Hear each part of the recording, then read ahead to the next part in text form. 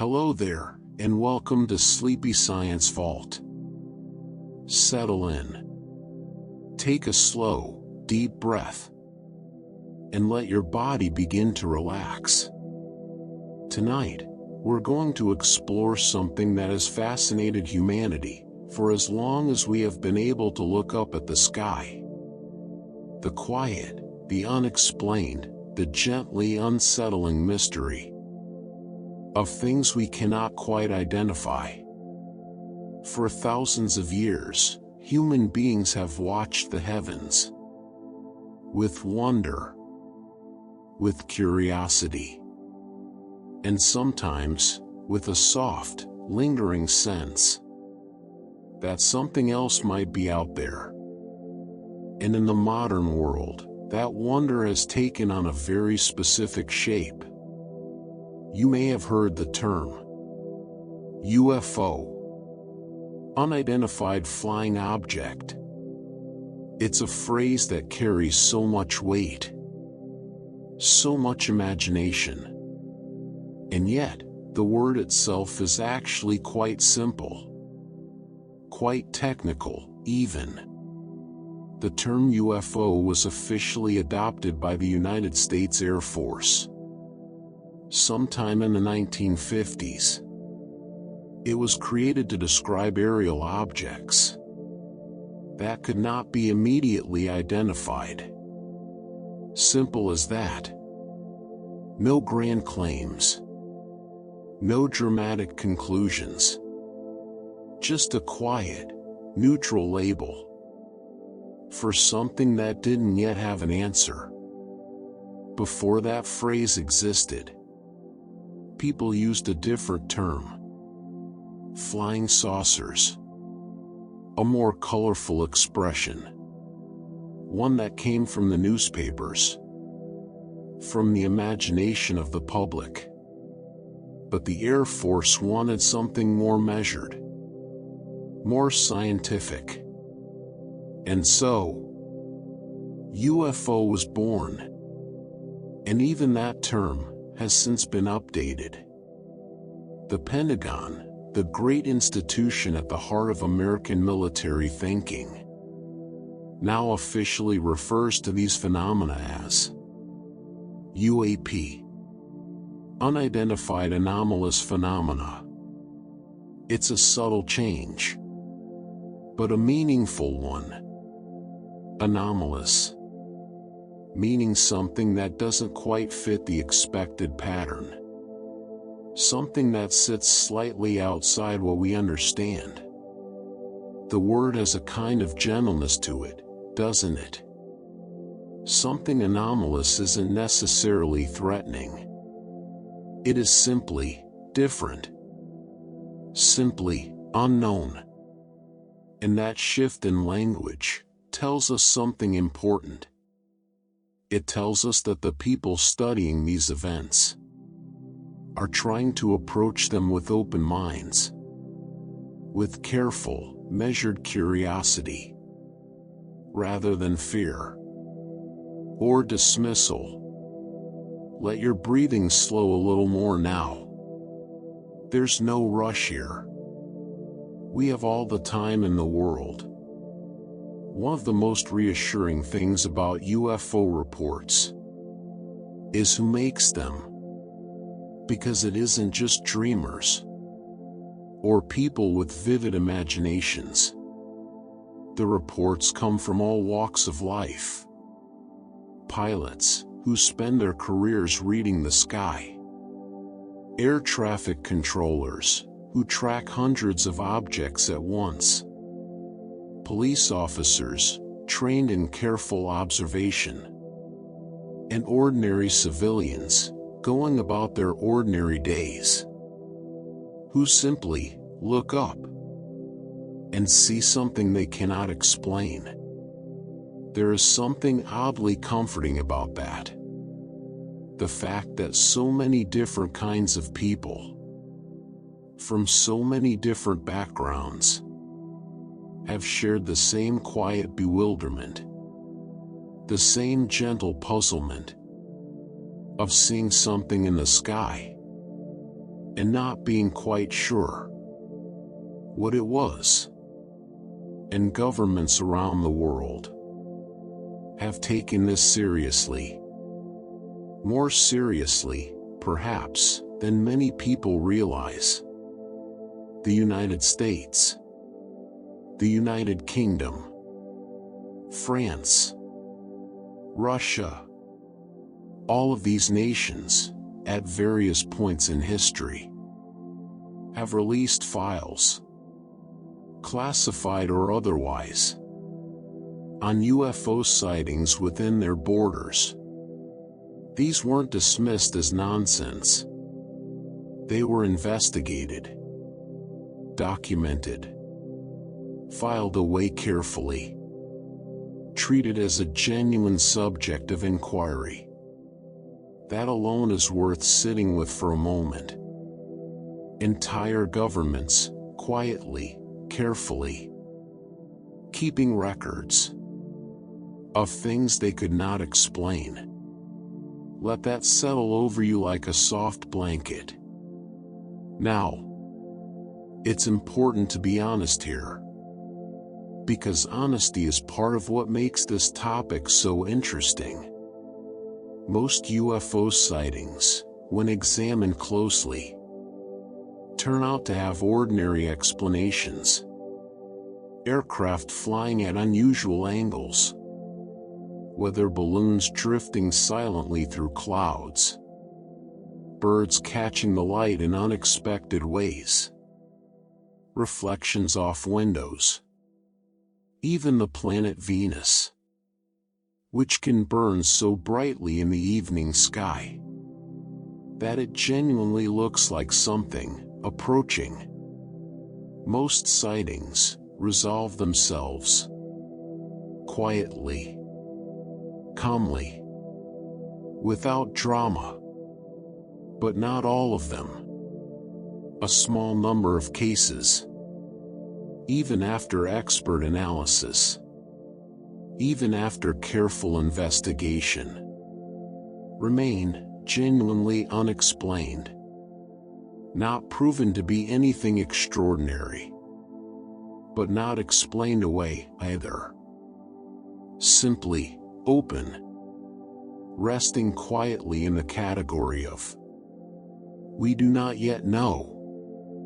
And mainstream science treats these cases accordingly, not as proof of anything, but as open questions, unsolved, worthy of continued, careful attention.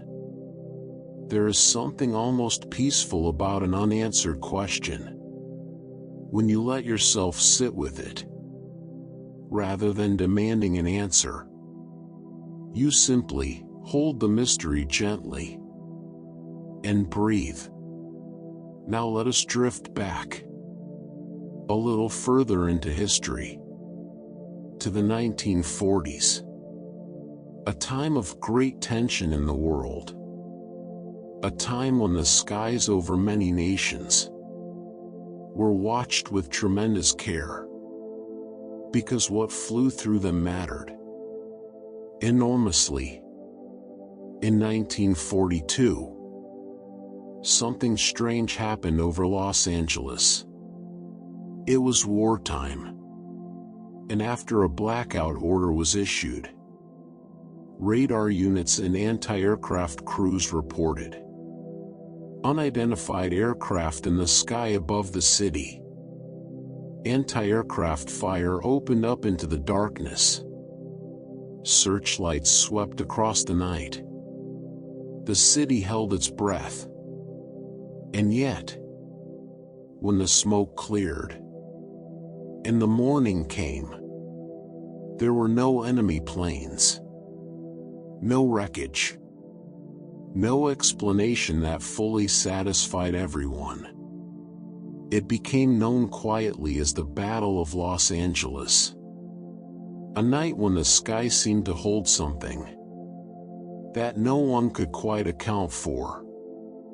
Let that image rest in your mind for a moment. A city, hushed in the dark. Searchlights moving slowly across a vast, deep sky. And somewhere above, something that left no trace. The years passed. And then came 1947. A year that would change everything. When it came to how the modern world thought about things in the sky. A private pilot named Kenneth Arnold was flying near Mount Rainier in Washington State when he observed something remarkable. A formation of objects moving through the air at extraordinary speed. He described their motion as smooth and skipping, like a saucer would skip across water. The press took that image and ran with it. Flying saucers. The phrase was born. And with it, an entire era of wonder. Arnold was an experienced pilot. A careful man. Not given to wild stories. And yet what he saw that day, he could not explain. He simply looked out of his cockpit window at the mountains below and the blue sky beyond, and saw something moving in a way that didn't match anything he knew. That same year, 1947, brought another story that would echo for decades. In the desert of New Mexico, near a town called Roswell, something came down from the sky. The military described it initially as a flying disc. Those words spread quickly. And then, just as quickly, the explanation shifted. It was a weather balloon, they said. An experimental one. But the original words had already landed. And for many people, they never quite let go. Roswell became a name that carried something beyond its facts. A name that meant, what if? What if the first explanation was the true one? What if something extraordinary had simply fallen quietly into the desert sand? We may never know for certain. And perhaps that is part of what makes it linger so beautifully in the imagination. Also in 1947, not far from Roswell in the timeline of history, came a lesser-known event near Maury Island in Washington State. Reports emerged of unidentified objects in the sky, dropping strange debris toward the water below. It was never fully explained. It joined the quiet collection of stories from that year. A year that seemed to hold more questions than answers. And those questions, gentle and unhurried, settled into the culture, into the newspapers, into the dreams of ordinary people who would step outside on a clear night and look upward and wonder. So here we are, at the beginning of a very long, very quiet journey through one of the most enduring mysteries the modern world has ever known. There is no need to solve anything tonight. No need to reach any conclusion. Simply let these stories drift over you, like clouds moving slowly across a dark sky. You are safe. You are still. And somewhere above you, the same vast sky that pilots and soldiers and ordinary people have looked up at for decades, stretches on, quietly, beautifully, full of things we have not yet learned to name. Rest now. and let the mystery carry you gently into sleep. You're still here. Good. Let yourself sink a little deeper now. Whatever you were carrying today, whatever thoughts were circling, you can set them down. Right here.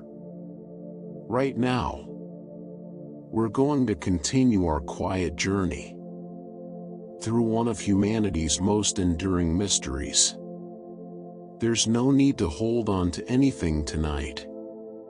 Just breathe and listen and let the story come to you. We left off in 1947, a year of strange skies and unanswered questions. And now we move just a little further forward into the years that followed. Years of great uncertainty in the world and great curiosity in the sky. Because after the sightings of 1947, the United States government did something quietly remarkable. It began to investigate. The first official program was called Project Sign. It ran from 1947 through 1949.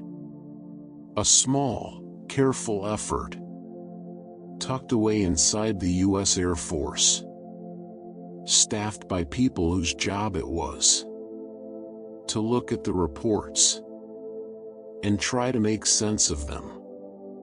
And here is something worth pausing on for a brief moment. In the early days of Project Sign, some of the people involved reportedly considered an extraterrestrial explanation. Not loudly, not publicly, but quietly, internally. They allowed the question to be asked: could some of these objects be coming from somewhere beyond our own world?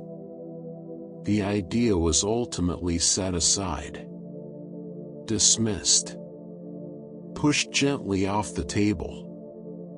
But the fact that it was considered at all, even for a moment, by serious people inside a government program, says something. It says that the mystery was real enough, strange enough, that even the most careful minds could not immediately rule anything out. Let that thought drift slowly through your mind, like a leaf on still water. And now consider this. From the late 1940s, all the way through to 1969, the United States Air Force logged more than 12,000 UFO sightings. 12,000. Let that number settle quietly. 12,000 separate reports from 12,000 separate moments when someone looked up at the sky and saw something they could not explain. Pilots filing reports after long flights. Radar operators staring at their screens. Civilians stepping out into cool evening air and seeing something move across the stars. That moved in a way the stars never should. 12,000 quiet mysteries. Collected, cataloged, carefully filed. There is something almost meditative about that image. Row after row of folders, each one holding a story. A moment of genuine bewilderment, preserved in paper and ink. By 1952, the effort to understand these reports had grown into something more formal, more organized. It was called Project Blue Book. The name itself has a certain calm authority to it, doesn't it? Blue Book. This was the official U.S. Air Force program, dedicated to collecting and analyzing UFO reports. It would run for nearly 2 decades, quietly gathering those thousands of stories, trying to find the pattern, trying to find the answer. And while it never found a definitive explanation for all that it studied, it remained, for many years, the most serious organized effort to simply pay attention. Now breathe in slowly and out again. The world in the 1950s was a particular kind of tense. The Cold War had settled like a long shadow across much of the globe. 2 great powers watching each other constantly, carefully, with deep suspicion. And into that atmosphere of watchfulness came the flying saucers. Reports came in from across Europe of disc-shaped objects moving through the sky in strange ways, zigzagging, reversing direction, moving far too fast for any known aircraft.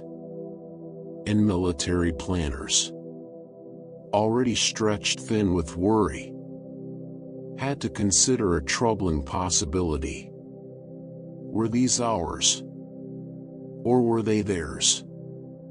The U.S. Air Force, in particular, began to wonder something quietly unsettling. What if a foreign power was using disguised aircraft or cleverly designed balloons to mimic the appearance of UFOs, to confuse, to distract, to probe the edges of American airspace, under cover of the very mystery that civilians were already talking about?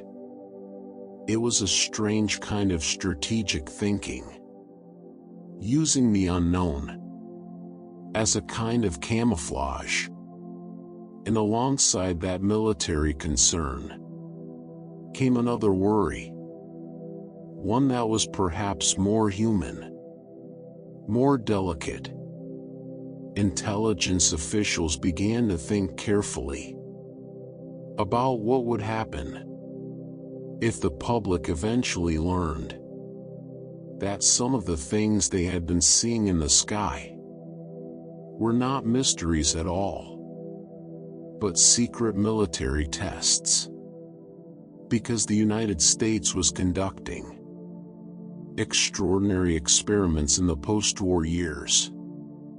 New aircraft, new surveillance technology, new balloon programs designed to drift silently over vast distances, gathering information. And some of those things, when seen from the ground, must have looked deeply strange.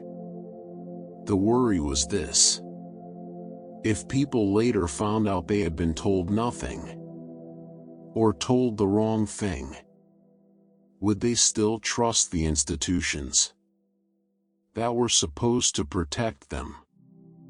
It was a quiet, complicated problem, sitting at the intersection of national security and public confidence.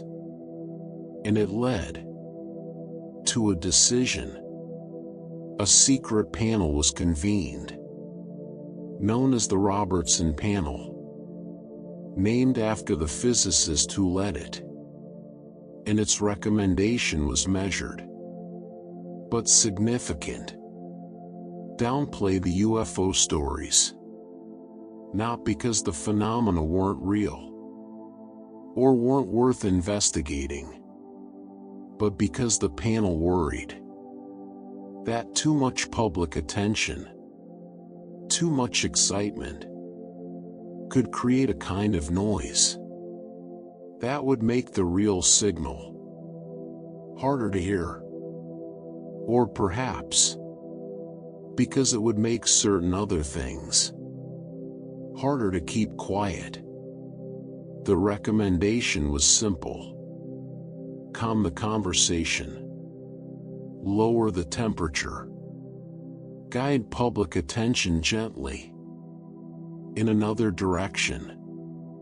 Whether that was the right decision is something historians still debate.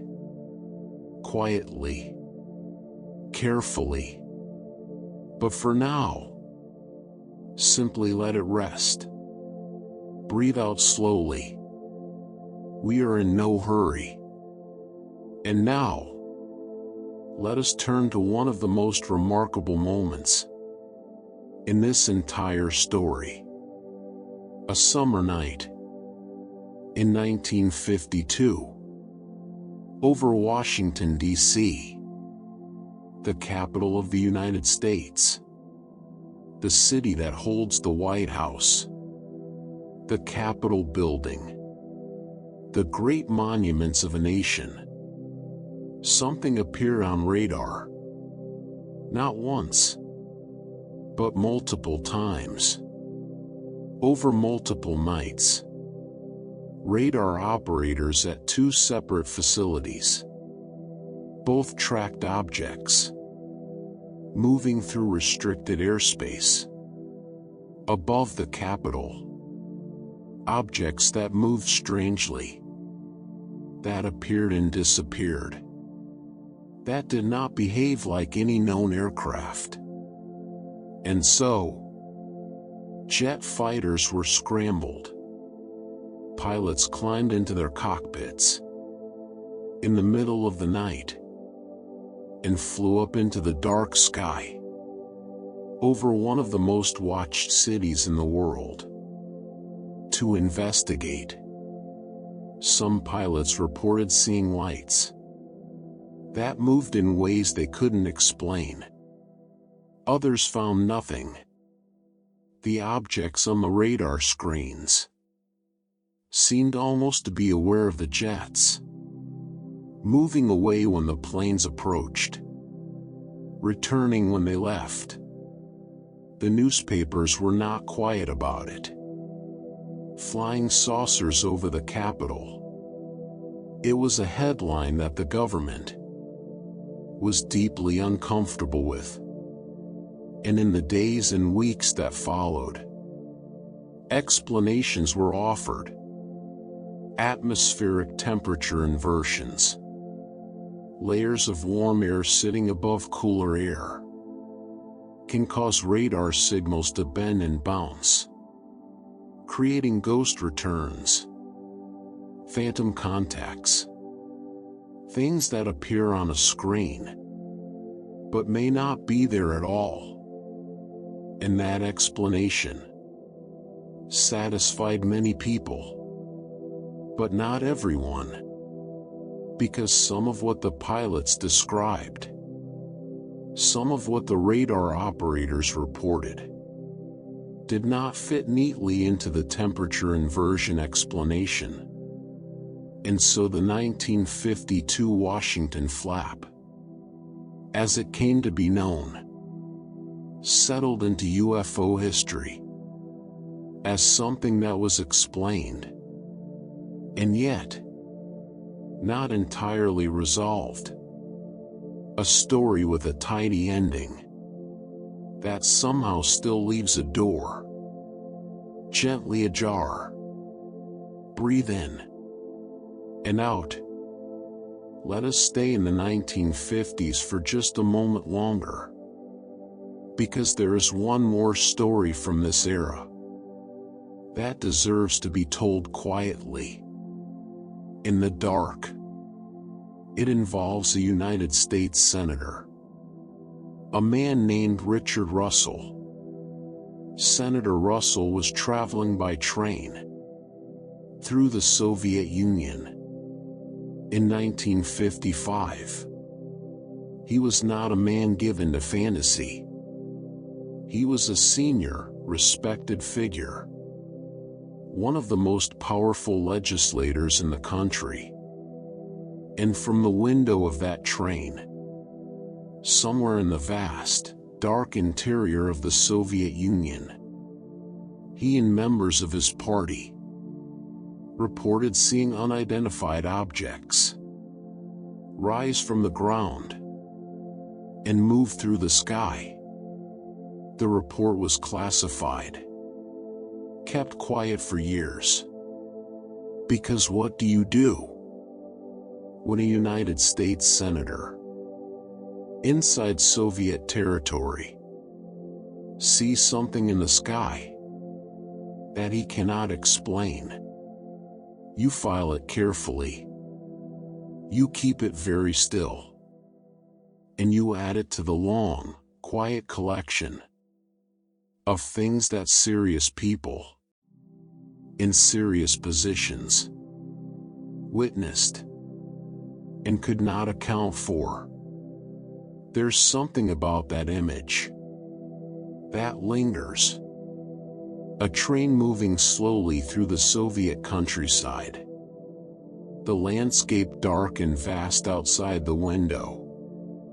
And somewhere in that darkness, something rising silently into the night sky, witnessed by powerful men who had no framework to explain what they were seeing. And so they simply watched, the way we all watch when something moves through the sky that doesn't quite make sense. These were the early years. The years when governments were just beginning to grapple with the fact that the sky held questions they couldn't answer. 12,000 reports filed. Programs created and quietly expanded. Panels convened in secret rooms. Senators watching from train windows in foreign lands. All of it pointing to the same quiet truth. That something was happening in the sky above the modern world. Something that resisted easy explanation. Something that made careful, serious people stop and look up and wonder. And tonight, so do we. From the safety and warmth of wherever you are, you can let these stories move through you like a slow river, carrying no urgency, no alarm, only the gentle, ancient pleasure of a mystery held softly in the dark. The sky above you right now is the same sky those radar operators watched. That senator peered up at from his window. That Kenneth Arnold crossed in his small plane over the mountains of Washington State. The very same sky, stretching wide and deep, and full of questions that no one has yet answered. Rest now. Let your breathing slow. Let the weight of the day dissolve. We are in no hurry here. There are more stories to come. More quiet mysteries to explore. But for now, simply be still and let the sky hold its secrets a little longer. You're still here. That's good. Let the quiet settle around you again, like the stillness after a long, slow exhale. There is nowhere to be, nothing to solve, nothing to carry. Just this, the soft sound of a voice, and the gentle, unhurried drift of stories from the sky. We have traveled through the 1940s and the early 1950s, through government programs and radar screens lighting up over Washington, and a senator watching something rise from the Soviet countryside. And now we move forward just a little more, into the quieter corners of the same era, into stories that were filed away and forgotten, and only surfaced years later, in declassified documents, in old folders, in the careful handwriting of investigators who were simply trying to understand. In 1957, the FBI received a report, an interview, carefully documented, describing what a man claimed to have witnessed.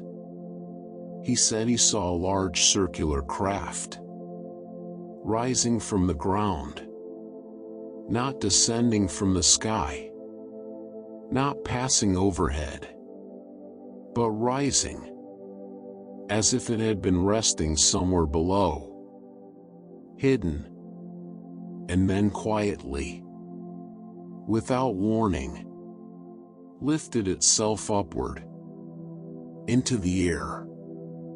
The report was filed, noted, added to the growing collection.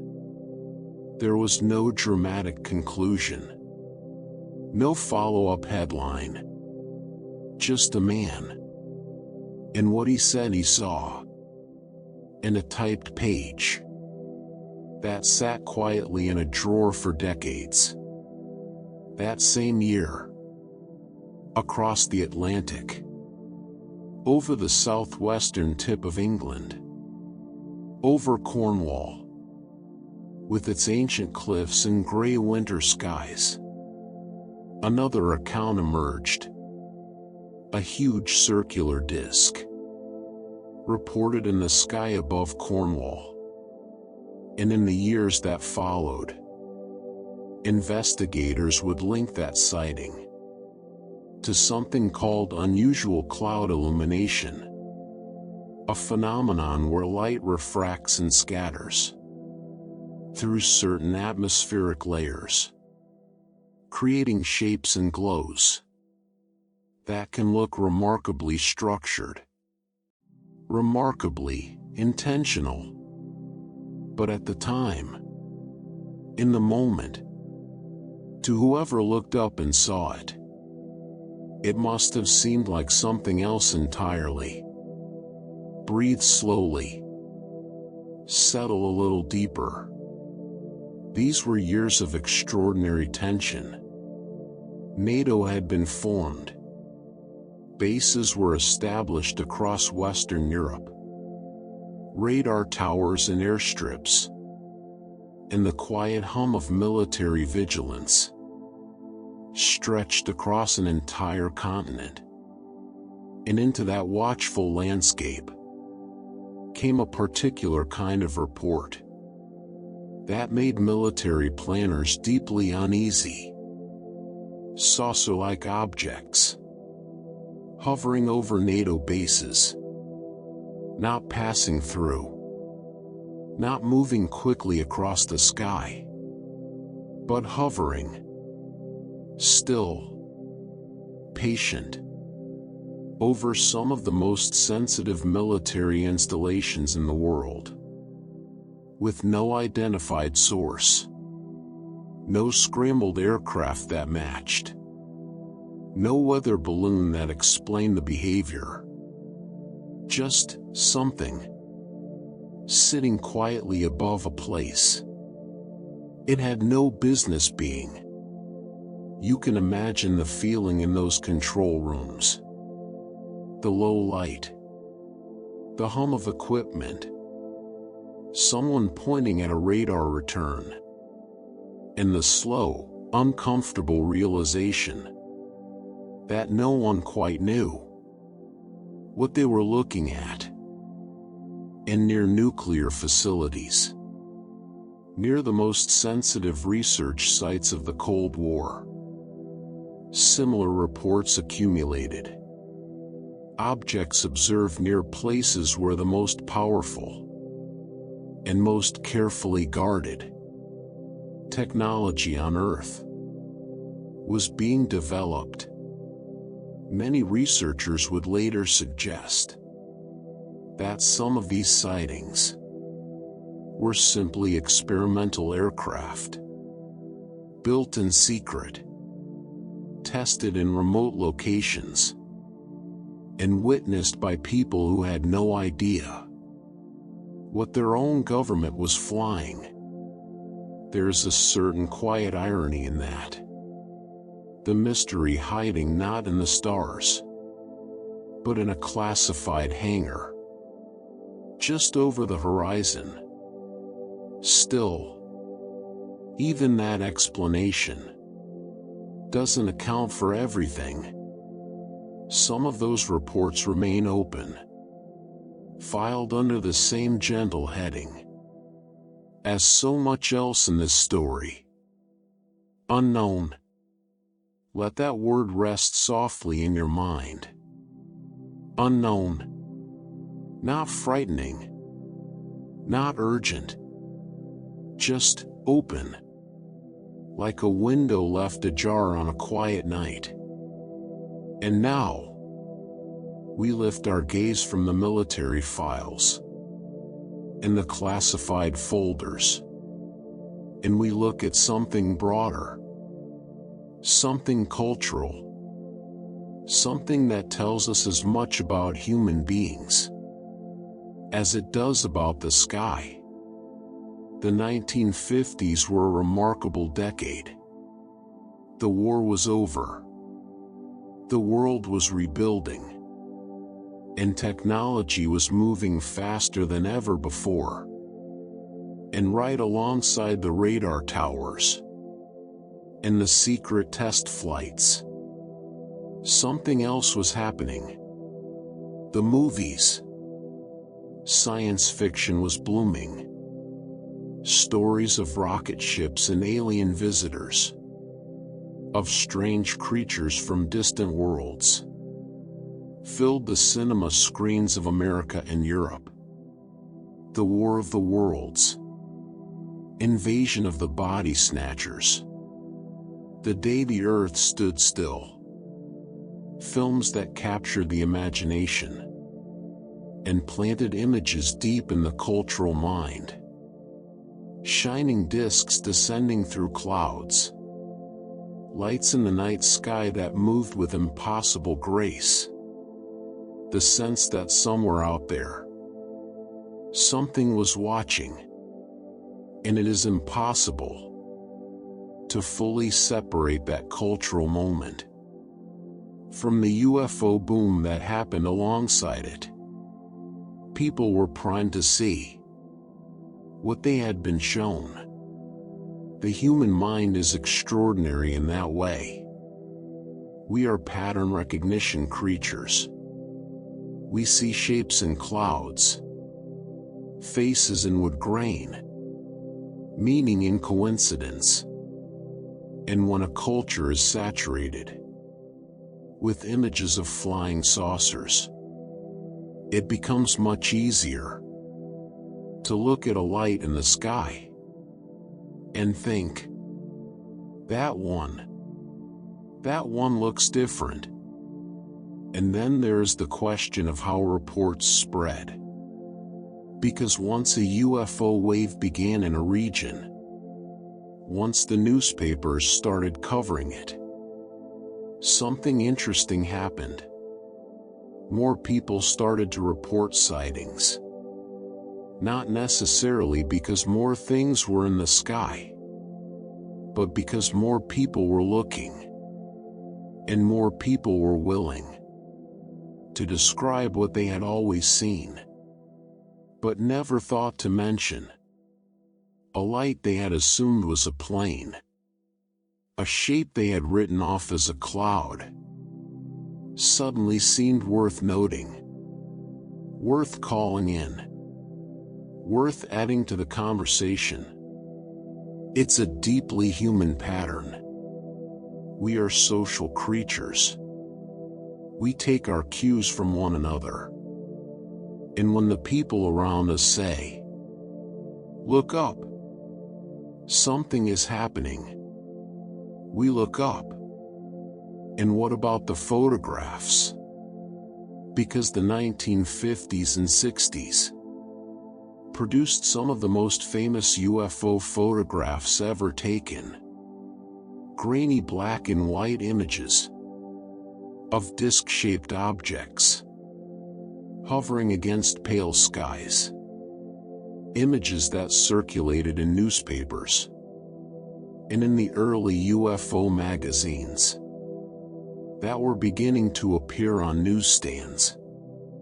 Images that people stared at and argued over and kept in scrapbooks for decades. And yet, when modern investigators went back to examine many of these photographs, the conclusions were often humbling. A hubcap thrown into the air, a pie tin flipped against a bright sky, a model hung from a thread so thin it didn't show up on the photographic paper of the time. Toys, models, simple objects, transformed by the limitations of early cameras into things that looked extraordinary. The cameras of that era were beautiful instruments, but imperfect ones. Long exposure times meant that any movement of light, any trembling of the hand, could smear across the film, creating streaks and shapes that the eye never actually saw. Lens flares, those beautiful blooms of light that appear when bright sources hit a lens at certain angles, could create perfect circles, hovering shapes, glowing discs that existed only in the photograph and nowhere else in the world. And camera shake, the tiny human tremor that no one can entirely eliminate, could take a street light or a distant aircraft and turn it into a smeared oval, a saucer shape, drifting against a dark background. It wasn't deception. Not always. Sometimes it was simply the camera seeing differently from the eye. Breathe in and out. And then there is the atmosphere itself. That vast, layered, endlessly complex ocean of air that sits between us and the stars. Under the right conditions, the atmosphere can do extraordinary things to the light that passes through it. Temperature inversions, those layers of warm air above cool air, can bend light, refract it, redirect it in ways that seem almost impossible. A star sitting low on the horizon, normally a quiet, fixed point of light, can be bent and shimmered by the atmosphere into something that seems to move, to hover, to pulse with color. Aircraft flying at high altitude, their lights tiny and cold, can be warped by the same layers of air into something that appears to stop, reverse direction, drift in patterns no aircraft should fly. The atmosphere is not a clear window. It is a medium, constantly moving, constantly changing, bending the light of the world in ways that our eyes were never quite designed to correct for. And then there is Venus. Beautiful, bright Venus. The second planet from the sun. The brightest object in the night sky. After the moon, astronomers call it the evening star, or the morning star, depending on where it sits in its orbit. And Venus, more than almost any other natural object, has found its way into UFO reports, because Venus is bright, sometimes startlingly so, burning low on the horizon. In a deep blue twilight sky, it can look like something approaching, and when it sits just above the horizon, close enough to the atmosphere's thickest layers, it can shift colors, flicker, seem to move, seem to descend. Entire famous cases that were written about, investigated, debated for years, have eventually resolved quietly into the simple explanation that someone, on a particular night, from a particular angle, saw Venus, and saw something they had never quite seen before. There is no shame in that. Venus is extraordinary. The atmosphere is extraordinary. And the human eye, doing its best in the dark, with no reference points, no familiar context, is doing exactly what it was built to do. It is trying to make sense of the world. And sometimes, the world doesn't cooperate. So here we have two truths, sitting quietly side by side. The first truth is that many things we cannot immediately explain turn out to have explanations. Beautiful ones. Natural ones. Ones that tell us something wonderful about the atmosphere, and the planets, and the strange optical poetry of light moving through air. And the second truth is that not everything resolves. Not every case closes. Not every report finds its mundane explanation.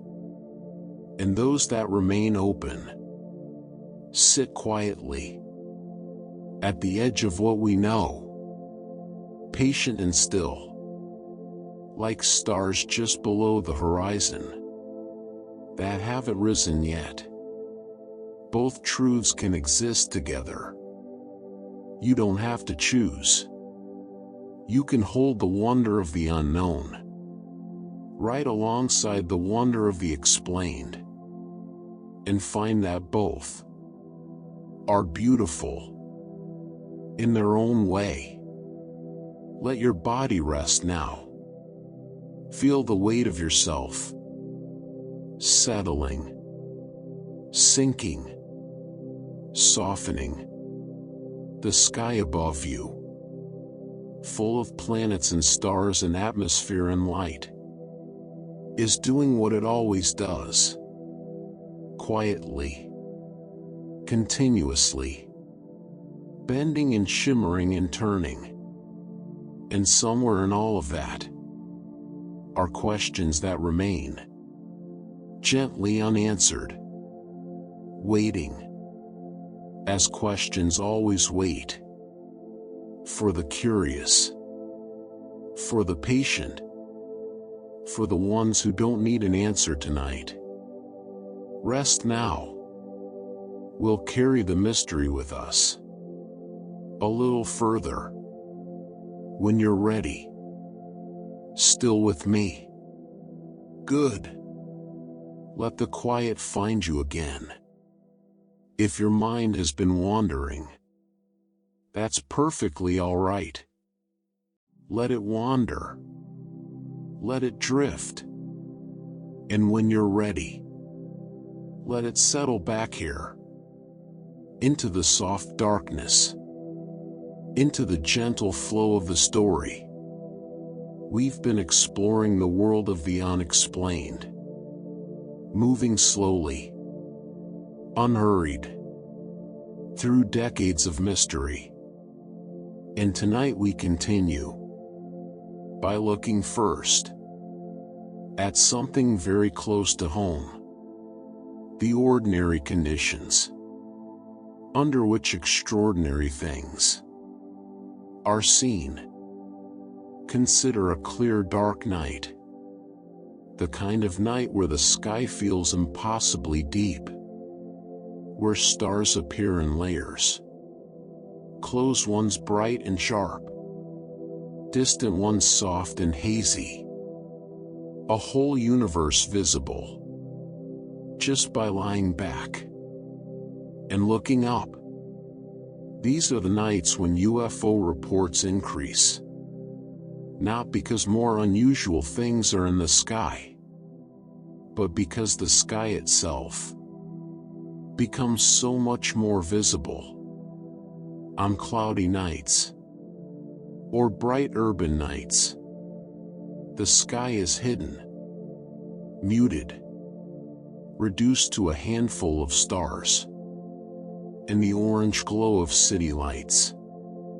But on a truly dark, truly clear night, every aircraft becomes a moving star, every satellite a slow, drifting point of light, every high-altitude balloon a faint, silent presence, crossing the heavens, and without familiar reference points, without buildings or trees, or anything to measure against. The mind loses its sense of scale, and distance, and speed. Something far away can seem close. Something moving slowly can seem to hover. Something perfectly ordinary can seem extraordinary. The darkness is not deceptive, not intentionally. It simply removes the context that helps us understand what we're seeing. And without context, we are all just a little bit lost in rural areas, far from city lights. Other explanations have been found for lights in the sky. Headlights from cars moving along distant roads can appear to hover above the tree line, rising and falling, appearing and disappearing as the road curves behind hills. Reflections from water, from metal rooftops, from distant industrial structures can catch the light in ways that seem to move with purpose.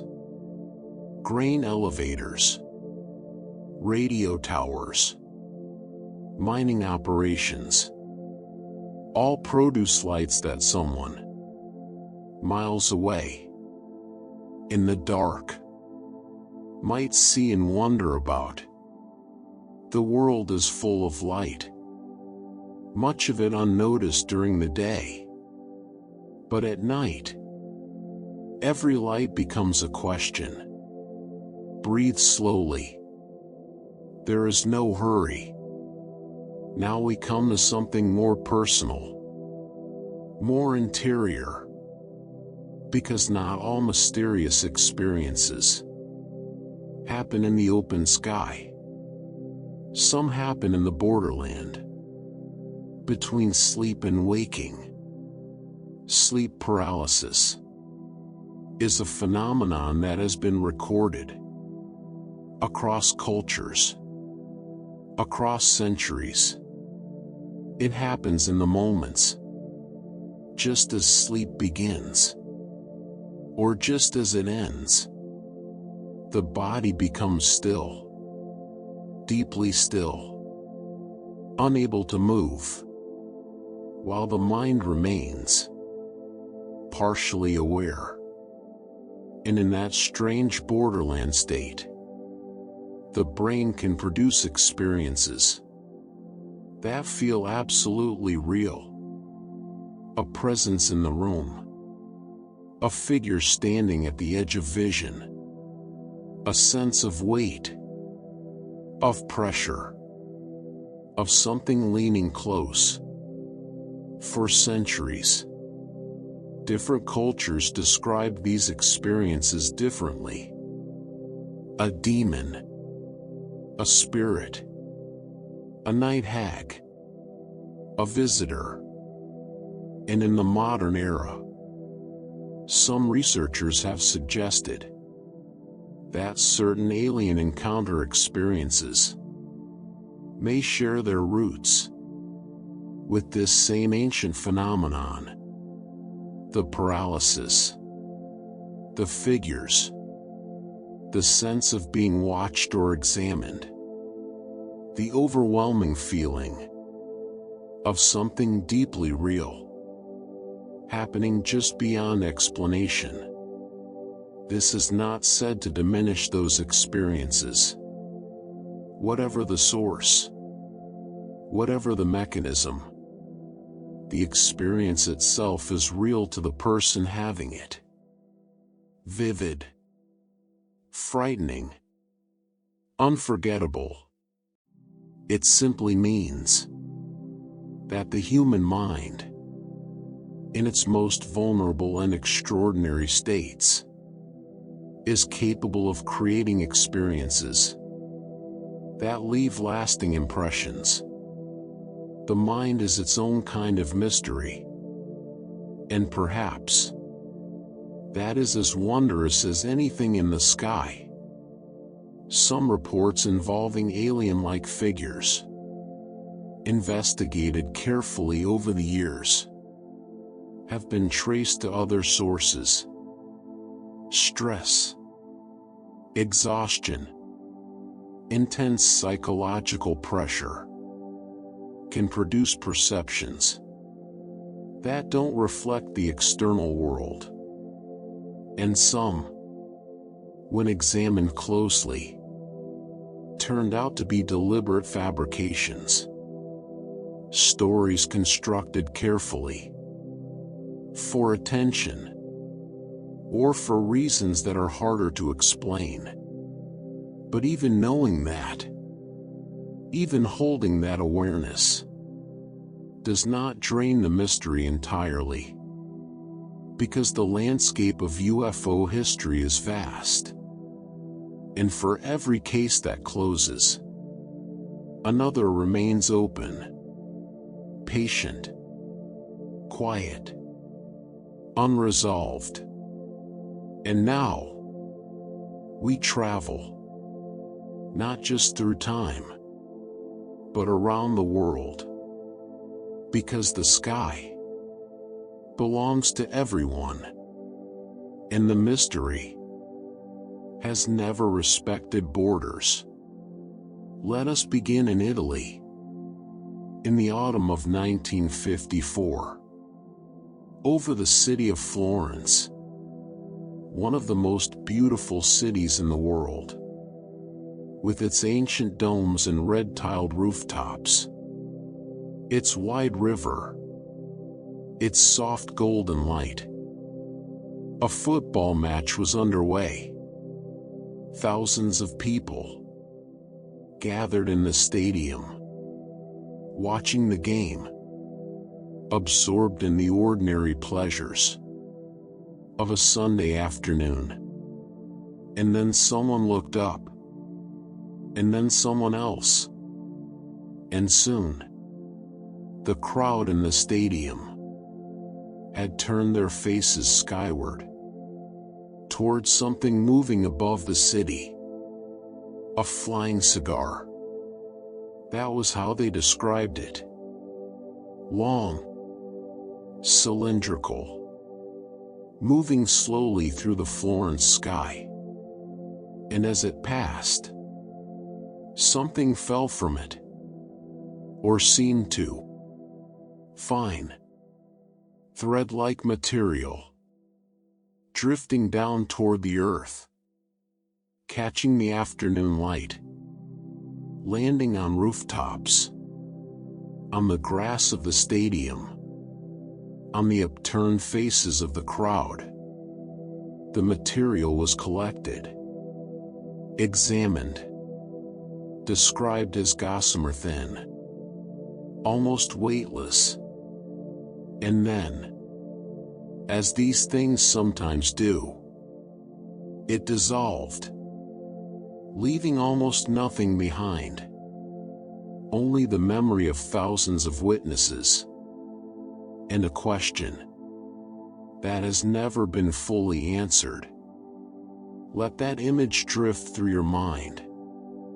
A stadium full of people, all looking up at once, at something moving through the Italian sky. There is something beautiful about that image. Something almost dreamlike. Across the ocean. And a decade later, in 1965, on the roads of Exeter, New Hampshire, in the quiet landscape of rural New England, witnesses described something following their car. A massive object, cigar-shaped, moving through the night air, pacing them as they drove. The experience was reported by multiple witnesses and investigated seriously. The case was eventually written up in a book that would become one of the most widely read accounts of a UFO encounter in American history. Again, cigar-shaped. Again, seen by more than one person. Again, no clean resolution. 1 year earlier, in 1964, in the desert town of Socorro, New Mexico, a police officer named Lonnie Zamora was on duty when he heard a roar and saw a flame in the sky. He followed, as any officer would, and what he reported finding stopped him completely. A landed craft, oval, white, resting in the desert scrub, and near it, two small figures, dressed in white. They seemed to notice him, and then the craft rose, with a roar and a flash, and was gone, leaving behind burned brush and indentations in the desert floor. Zamora was a respected officer, known for his reliability. His report was taken seriously, investigated by the Air Force, by civilian researchers, and it was never explained. The Socorro case remains, to this day, one of the most credible and compelling unexplained UFO reports in American history. A quiet desert, an honest man, something that landed and then left, and the lingering impression of something real that simply has no name.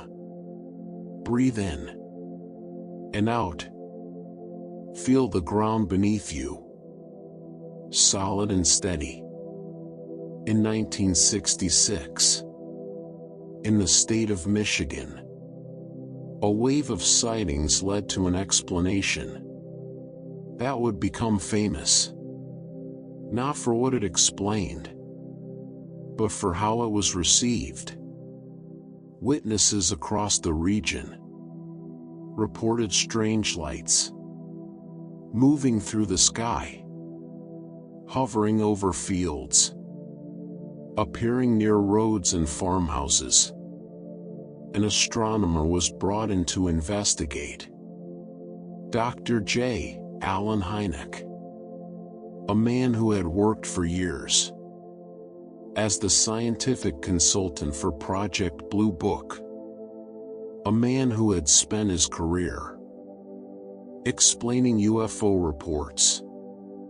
And his explanation this time was swamp gas.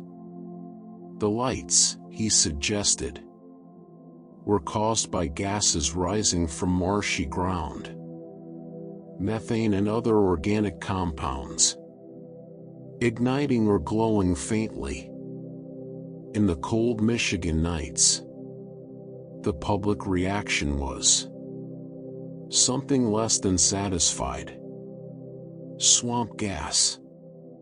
The phrase became almost a punchline, a symbol of official explanations that seemed designed to close a conversation rather than answer a question. But Hynek himself was more troubled than his official statement suggested.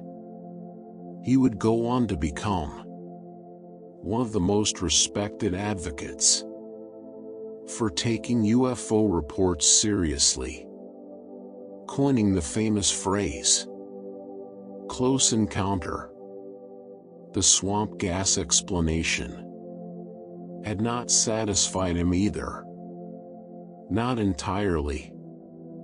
And then, far across the world, on the other side of the planet, in the southern spring of 1966, something happened that no swamp gas, no temperature inversion, no lens flare could easily account for. At Westall High School, in the suburbs of Melbourne, Australia, it was a normal Wednesday morning. Students were outside, between classes, going about the ordinary rhythms of an ordinary school day. And then, something appeared in the sky. A silvery object, disc-shaped, moving low, descending. Hundreds of students saw it. Teachers saw it. It was not a fleeting glimpse, not a moment's uncertainty. The object descended below the treeline, out of sight, and then rose again, and moved away. At speed. Hundreds of witnesses, of school age and adult, all describing the same thing, from the same place, at the same time. The Westall sighting remains to this day one of the largest mass UFO sighting events ever recorded. An entire school stopping what it was doing to watch something that no official explanation has ever fully addressed. The witnesses are elderly now, many of them, but they remember the way people always remember, the things that changed something in them, the moments that opened a door they hadn't known was there. A Wednesday morning, an ordinary school, and something silver moving through the Australian sky. So many stories, so many moments, spread across the decades, across the continents, across the ordinary lives of ordinary people who looked up and saw something that stayed with them forever. Let these stories rest around you now, like fallen leaves, settled and still. You don't need to hold them carefully. You don't need to remember every detail. Just let them be part of the quiet, part of the dark, part of the space between waking and sleep. The sky above you tonight is clear or cloudy, still or moving, full of satellites and stars, and aircraft blinking their slow red lights. And somewhere, in all of that ordinary beauty, the questions remain, unrushed, unresolved, patient as always. Rest now. Let the mystery hold you gently, the way the night holds everything, without effort, without judgment, just quietly and completely still here. Good. Let the stillness find you again, wherever you are right now. Let the weight of your body soften into whatever is beneath you. There is nothing required of you in this moment.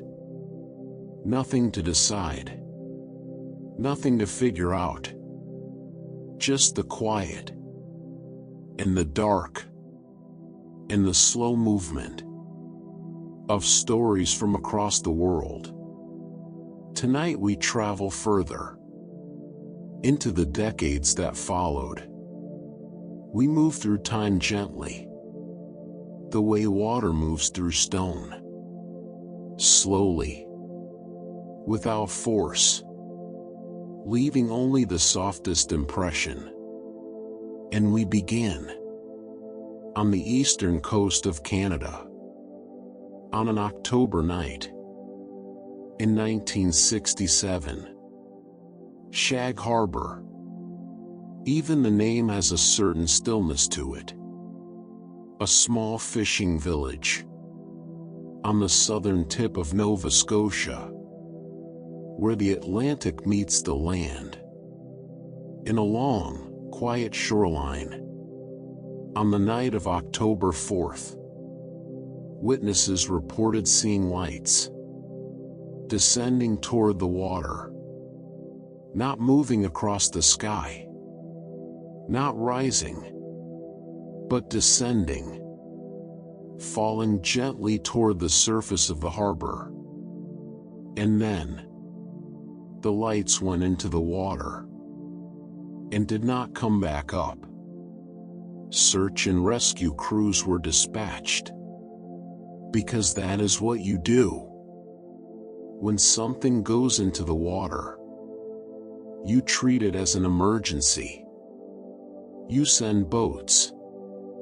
You look for wreckage. You look for survivors. The crews searched carefully, thoroughly, the way trained professionals search when lives might depend on it. They found a faint yellow foam on the surface of the water, which they could not identify, and nothing else.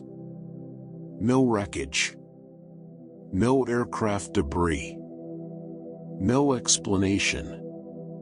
The Royal Canadian Mounted Police, the Canadian Coast Guard, the Canadian Navy, all treated Shag Harbor as a real event, a genuine incident, worthy of serious investigation. And yet, no conventional explanation was ever found. No aircraft was reported missing that night. No weather balloon accounted for. No satellite re-entry that matched. Just lights descending into dark Canadian water. And then, silence. Shag Harbor sits quietly in the history of these events.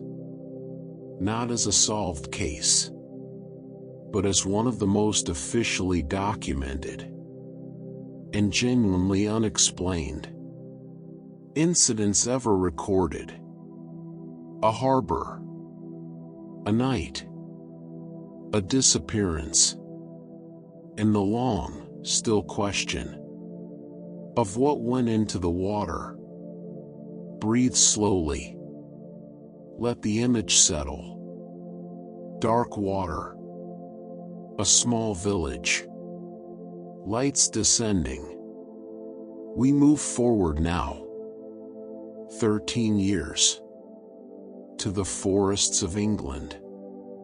To a place called Rendlesham.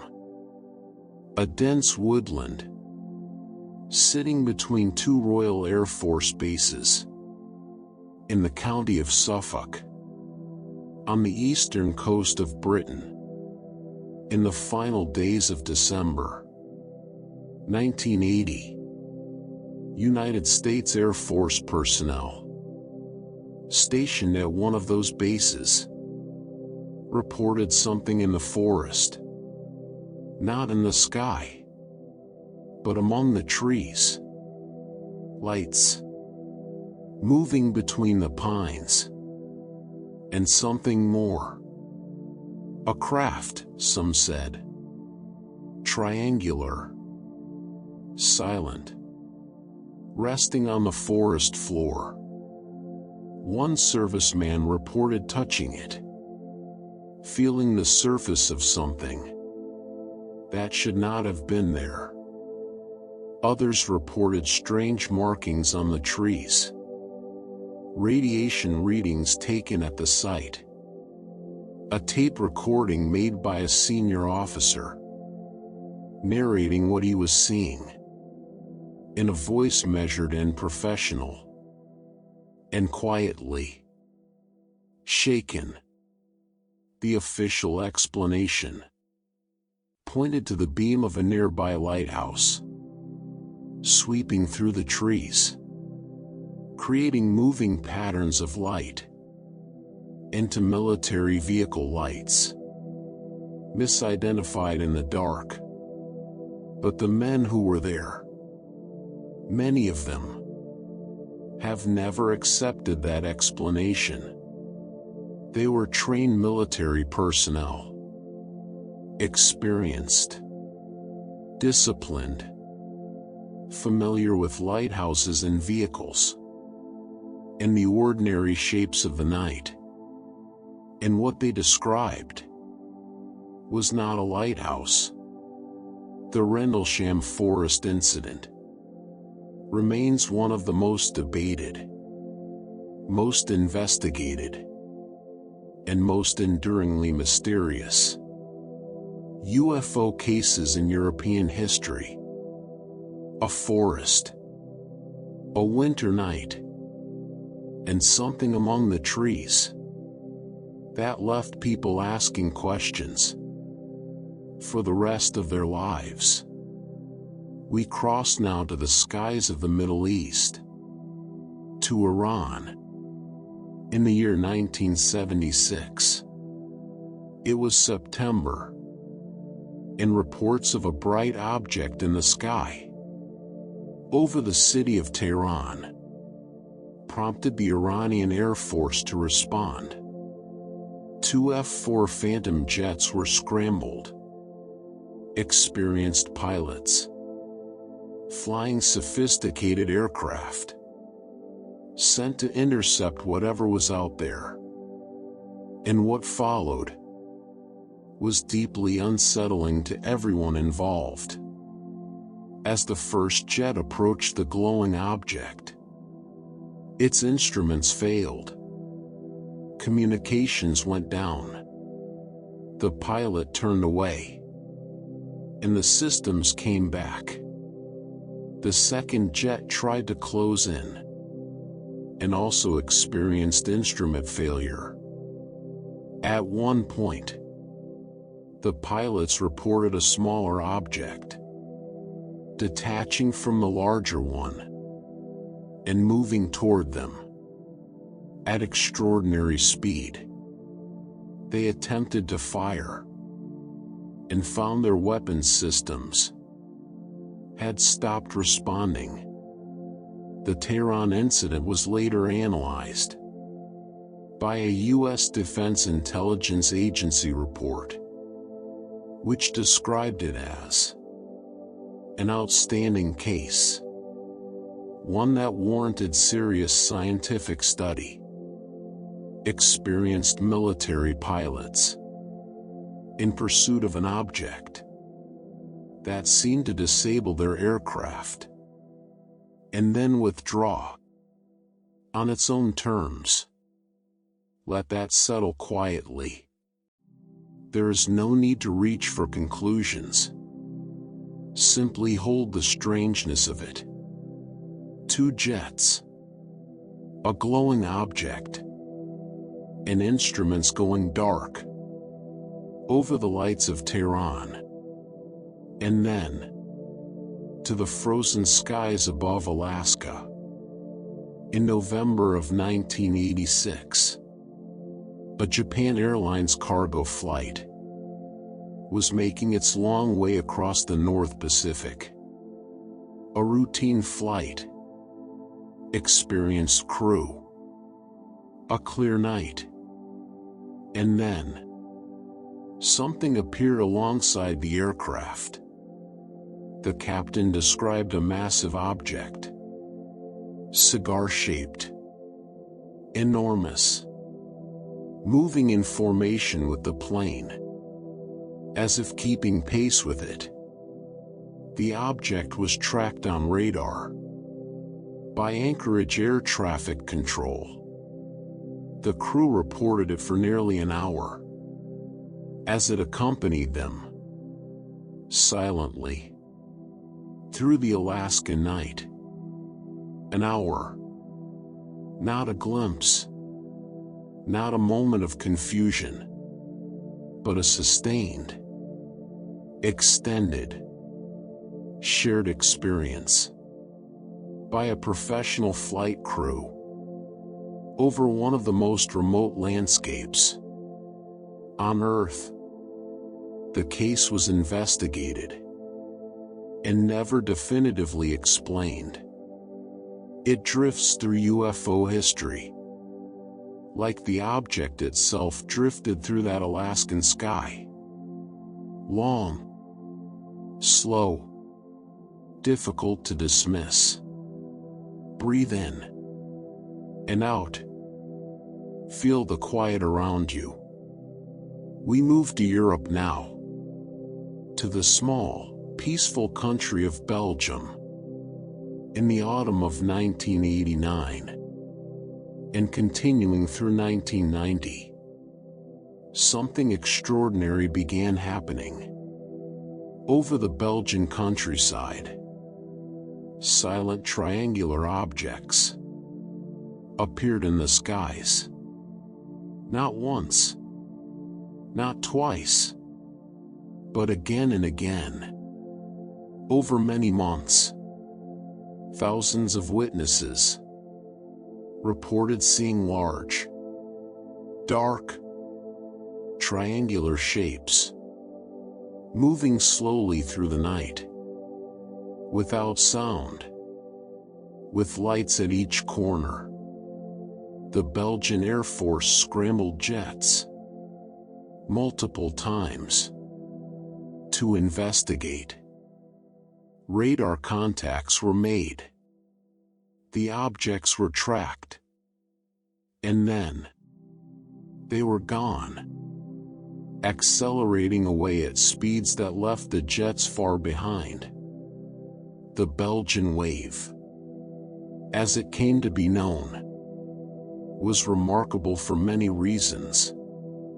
The sheer number of witnesses, the official military response, the radar confirmation, the extended duration, and the fact that the Belgian government openly acknowledged what was happening and openly admitted they had no explanation. There is something refreshing in that kind of honesty. We don't know. 3 words that are harder to say than they should be. And then, 1997, in the warm March skies, over the state of Arizona, one of the most widely witnessed UFO events in the history of the United States unfolded slowly. Over the course of an evening, the Phoenix Lights, thousands of people across a corridor hundreds of miles long reported seeing something in the sky, a formation of lights moving in silence from the northwest toward the city of Phoenix. And many witnesses described not just lights, but something behind them. A vast, dark, triangular shape, blocking out the stars, moving at low altitude, making no sound, slowly, deliberately, over one of the largest cities in America. The official explanation pointed to military flares dropped during exercises over the desert to the south of the city. And for some witnesses, that explanation was sufficient. But for many others, it was not. Because the flares came later. They said the flares were not what they saw. What they saw was something before the flares. Something much larger, much closer, much more difficult to dismiss. The governor of Arizona at the time publicly mocked the sightings. And then, years later, quietly admitted that he too had seen something that night. Something he could not explain, and had chosen, at the time, to say nothing. There is something very human about that. The choice to stay quiet when saying something true seems too strange to be believed. And finally, on the other side of the world, in that same year, 1997, over the waters near Qingdao, on the eastern coast of China, pilots and air traffic controllers reported tracking a mysterious object moving through Chinese airspace. The reports were taken seriously, investigated within the system, filed carefully. China is not a country that speaks openly about unexplained aerial phenomena, and yet the reports from Qingdao found their way into the record, suggesting that the mystery is no respecter of politics or borders. That whatever is happening in the sky happens everywhere. Over fishing villages in Nova Scotia, and forests in England, and cities in Arizona, and coastal waters in China. The sky belongs to everyone. And so, apparently, does the question. So many stories, gathered from so many corners of the world. Pilots and soldiers and students and fishermen. Senators and schoolchildren and cargo crews. All looking up. All seeing something. All left with the same quiet bewilderment. Let these stories rest now. Let them settle around you, like snow settling on still ground. Softly. Without weight. Without urgency. You have traveled far tonight. Across oceans and decades. Through forests and over harbors. And across the wide Arizona sky. And now, it is time to be still. Let your breathing slow. Let the darkness wrap around you. Gently. The mystery is still out there. Patient as always. Waiting in the sky. The way it has always waited. And you are here. Warm. And still.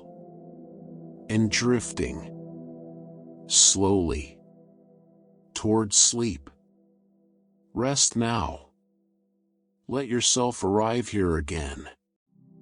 Wherever your mind was. Whatever thoughts were drifting through. Gently let them go. You don't need them right now. Right now there is only this. The soft dark. The quiet. And the slow, unhurried continuation of our journey.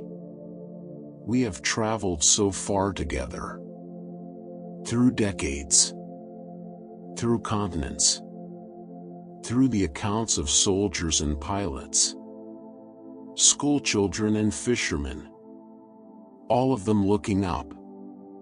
All of them left with questions that the daylight never quite answered.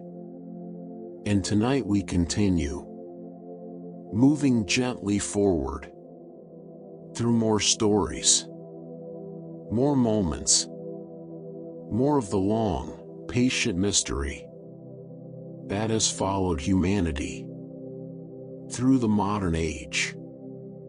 We begin this time, not in a desert, or a forest, or above an ocean, but at one of the busiest, most ordinary places in the modern world. An airport. O'Hare International Airport. In Chicago, Illinois. The year is 2006. A Tuesday afternoon in November. Gate C-17. United Airlines. And the people who saw something that day were not civilians on a hillside or soldiers in a forest. They were airline employees, ramp workers, supervisors, people who spend their working lives in the presence of aircraft, who know exactly what an airplane looks like from every angle, in every light. And what they described was not an airplane. A metallic disc, hovering silently below the cloud layer, above Gate C-17. They watched it for several minutes, and then it shot upward through the clouds at extraordinary speed, punching a clean circular hole in the overcast sky. A hole that remained visible for several minutes after the object had gone. The FAA initially said they had no record of the incident. United Airlines said the same. But the reports were there, filed internally, documented by multiple witnesses, in a very public place, on a very ordinary Tuesday. The Chicago Tribune broke the story, and it drew enormous attention, because this was not a remote location. This was O'Hare, one of the busiest airports in the world. In the middle of the afternoon, witnessed by trained aviation professionals. And yet, no official explanation was ever offered. The hole in the clouds, and the people who watched something disappear through it, remain part of the quiet, unresolved record. Breathe in and out. Let your shoulders drop.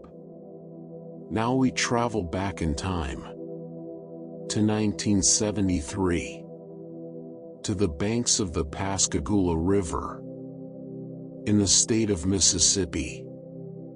It was an October evening, and two men, Charles Hickson and Calvin Parker, were fishing quietly on the riverbank, doing what fishermen do, sitting still, watching the water, enjoying the particular peace of an evening by a river.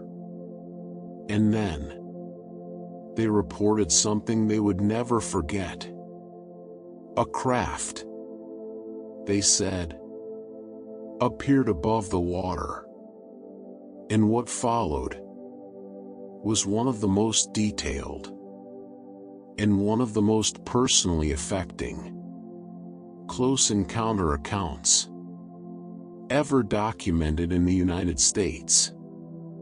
Both men were clearly distressed when investigators spoke to them in a recording made without their knowledge, while they sat alone in a room, believing no one was listening. They were not crafting a story. They were simply frightened. Whatever happened on that riverbank in October of 1973 left two men genuinely shaken. Calvin Parker has spoken about it many times in the decades since, with a quiet sincerity that is difficult to dismiss. The Pascagoula case remains one of the most emotionally compelling and most carefully documented close encounter reports in the long history of this subject. A river, an evening, two men fishing, and something that changed them completely. We move now across the Atlantic to Wales. In January of 1974, the Berwyn Mountains, a long, dark range of hills, rising above the farms and villages of rural North Wales. On the night of the 23rd, local people reported a combination of things that have never been entirely separated from one another.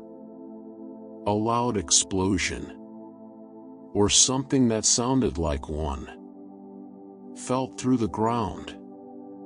Lights on the mountainside, bright, sustained, not moving like an aircraft, and seismic activity recorded by instruments.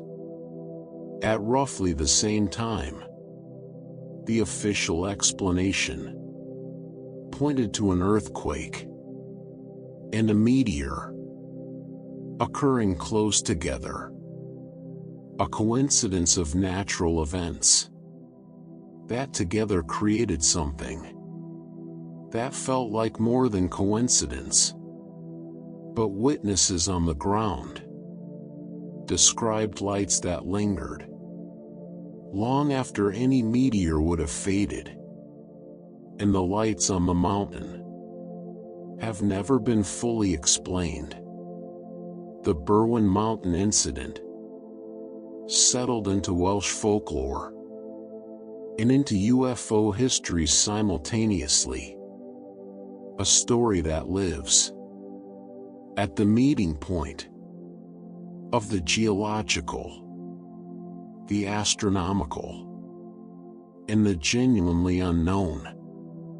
Not far away, and in that same year, 1974, in the county of Pembrokeshire, on the southwestern coast of Wales, where the land meets the Irish Sea, in long headlands and quiet bays, another sighting was reported. Less dramatic perhaps, less documented than some, but enduring, passed down through local memory, the way certain stories are. Not because they were proven, but because the people who experienced them never stopped believing what they had seen. Pembrokeshire added its name to the quiet Welsh chapter of a much larger story, and back across the ocean to the American Midwest. In that same remarkable year of 1973, a wave of sightings was being reported across multiple states. Glowing orbs moving through the night sky, sometimes hovering, sometimes drifting slowly, sometimes appearing in the same locations, night after night. It came to be called the spook light flap, and investigators who looked carefully found that many of the sightings could be traced to aircraft lights, seen at unusual distances, bent and distorted by atmospheric conditions. Again, the atmosphere doing what it does, quietly rearranging the light of the ordinary world into something that looks extraordinary. But even knowing that, there is something poetic about the name. Spook lights, glowing things, drifting through the Midwestern dark, above wide flat fields and long empty roads, the kind of lights that have been part of rural folklore for as long as people have lived, in places where the night is very dark and very quiet and very large. Let that image rest gently. Dark fields, a distant glow, moving slowly, without sound. And now, we step forward into the present era, into a world where the conversation around these phenomena has shifted significantly. For decades, the question at the center of UFO discussions was almost always the same. Are we being visited? And that question carried with it a certain weight of wonder, and also a certain tendency to be dismissed. But in recent years, something has changed. The conversation has moved away from that grand question and towards something more immediate, more practical, more urgent, national security. Because whatever these objects are, whatever their origin, they are appearing in sensitive airspace, near military installations, near aircraft carriers, near nuclear facilities. And that fact alone demands attention, regardless of where the objects come from. A thing that can fly into restricted airspace without being identified, without being intercepted, is a thing that matters to pilots, to commanders, to the people responsible for knowing what is in the sky, above the most sensitive places on Earth. And this reframing has done something important. It has made the conversation more serious, more funded, more willing to look directly at the data without embarrassment. Because one of the things researchers have noted is that UFO hotspots, the places where sightings cluster and concentrate, are often not random. They tend to appear in areas with stronger surveillance systems, more radar coverage, more instrumented airspace, more trained observers, which raises a quiet but important question. Are there more unexplained objects in these areas? Or are there simply more instruments to see them with? It is a question that changes everything about how we interpret the data.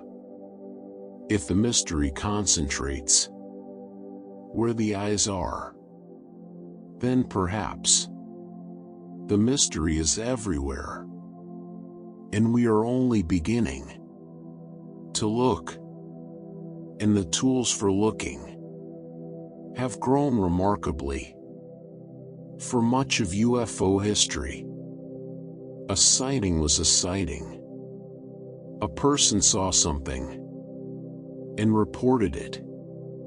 But now, investigators work with layers of information, visual reports, radar returns, infrared imaging, optical tracking systems. Each of these sees the world differently, captures different information, is fooled by different things. A radar can track something that the eye cannot see. An infrared camera can reveal heat signatures, invisible to every other instrument. An optical system can capture detail that radar misses entirely. And when all of these systems observe the same object at the same time, and all of them agree that something is there, that is a different kind of evidence than any single account alone. That is what investigators now call a fully instrumented case. And fully instrumented cases are rare, but they exist, and they are the ones that the most careful researchers spend the most time with. Because when the radar and the infrared and the optical system and the trained human eye all point to the same place and say, something is there, the conversation changes. It becomes harder to explain away, harder to file under swamp gas, or temperature inversion, or lens flare. It becomes something that simply sits there in the data, waiting. And that is where we are now, in this long, patient story, at a moment when the tools are better, and the seriousness is greater, and the conversation has finally found a kind of quiet dignity. Not hysteria, not dismissal, but careful, methodical, honest attention. Let that sit with you as you drift towards sleep. The idea that we are finally, after all these decades, learning to look properly, with better instruments, with more honest questions, with the willingness to say, we don't know, and mean it, without embarrassment. That feels like progress. Slow, quiet, patient progress. The way the best kind of progress always is. Rest now. Let the quiet take you. The mystery is still there. Above you. Around you. Woven into the long human story of looking up and wondering. And you are part of that story. Simply by listening. Simply by being here. In the dark. With the questions. Sleep now. Gently. And completely. Here we are again. Together in the quiet. Let the day fall away from you. Completely now. If there are thoughts still circling, still trying to hold your attention, simply notice them and let them pass, like clouds moving slowly across a night sky. There is nothing left to attend to, only this, the soft sound of a voice carrying you gently through one of the great slow mysteries of the modern world. We have traveled a long way together, through decades of wonder and uncertainty, from the deserts of New Mexico to the forests of England, from the harbors of Nova Scotia to the skies above Phoenix.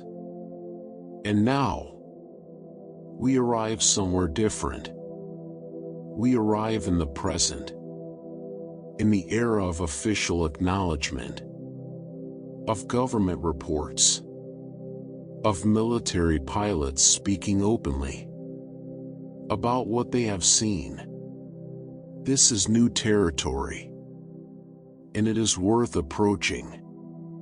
Slowly, carefully, the way you approach anything that matters. For most of the history we have explored, governments and military institutions tended toward a particular posture. When it came to unexplained aerial phenomena, silence, or explanation, or gentle deflection. But something shifted, and in recent years, the United States Department of Defense did something it had rarely done before. It acknowledged, openly, that some sightings by military pilots remain unexplained, not explained away, not filed under weather balloons, or atmospheric conditions, or misidentified aircraft. Simply unexplained. 3 words, carrying enormous weight. After decades of official silence, we do not know. Let that settle over you. Like a warm, slow breath. Not alarming. Not dramatic. Just honest. The quiet dignity of an institution. Finally saying, we have seen things we cannot account for. In 2021, the United States government released a report that had been anticipated and discussed for many months before it arrived. It reviewed 143 UAP incidents reported by military personnel since the year 2004.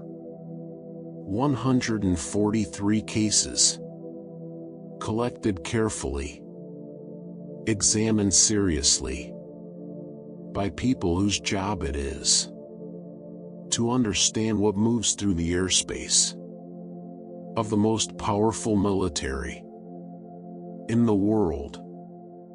And of those 143 cases, only one was identified with confidence. A deflated balloon. Just one.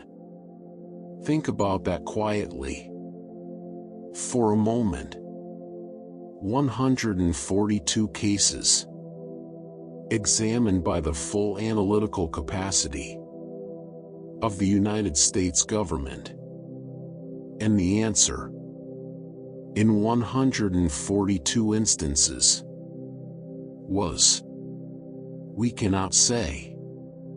Not proof of anything. Not a conclusion. But an absence of explanation. That is itself remarkable. The pilots who filed these reports described things that don't fit the normal vocabulary of aviation. Objects that accelerated suddenly, without the gradual buildup that any known propulsion system requires. There is no engine, no rocket, no jet that can go from stationary to extraordinary speed in the way some of these objects were reported to move. Objects moving in strong winds without being affected by them. A balloon moves with the wind. A bird is pushed by it. Even the most advanced aircraft is affected by weather. But some of these objects hovered in winds that should have moved them stationary, as if the atmosphere simply did not apply to them. And objects moving without any visible means of propulsion. No exhaust. No contrail. No rotor wash. No sound. Just movement. Clean and silent. Through the sky. Breathe in and out.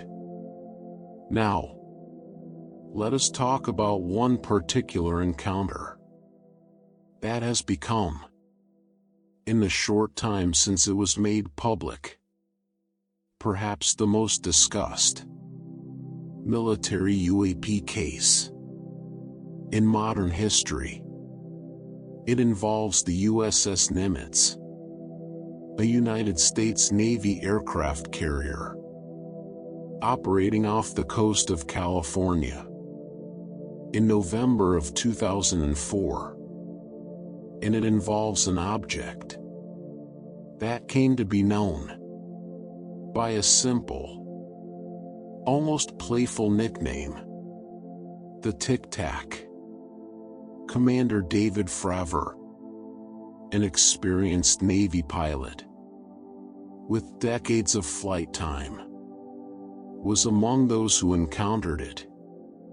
He described a white object, roughly the size and shape of a Tic Tac candy, oblong, featureless, hovering above the ocean surface.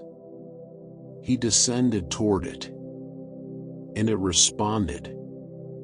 It moved, mirroring his approach, as if aware of him. And then, when he made a more aggressive maneuver toward it, it was simply gone, accelerating away at a speed that left him in a conventional fighter jet with nothing to follow. The encounter was captured on video by the advanced targeting systems of the aircraft. That footage was eventually released officially by the Department of Defense, and the object in the footage does what Commander Fravor described. It moves in ways that no known aircraft moves. The Nimitz encounter sits at the center of modern UAP discussion because it has something that so many earlier cases lacked: documentation, multiple trained witnesses, radar confirmation, infrared footage, and official acknowledgement that yes, this happened, and no, we cannot explain it. And then there is the USS Omaha, another Navy vessel, another set of trained observers, another set of instruments, tracking something that should not have been there. In this case, the objects being tracked appeared to descend toward the ocean surface and enter the water. No splash, no debris, no wreckage, just a radar return, moving toward the sea, and then gone. Objects that can move through air, and apparently through water, without leaving a trace. That is not a description of any technology currently acknowledged by any government on Earth. Let that rest quietly in the dark, not with fear, but with the same calm wonder you would give to any beautiful, unanswerable question. And the reports have not slowed. If anything, they have grown. A Pentagon-linked report from 2023 noted that UAP sightings had increased dramatically in recent years. Part of that increase reflects better reporting systems, more willingness from pilots to come forward without fear of professional consequences. For years, many military pilots did not report what they saw because they feared being grounded or ridiculed or quietly sidelined.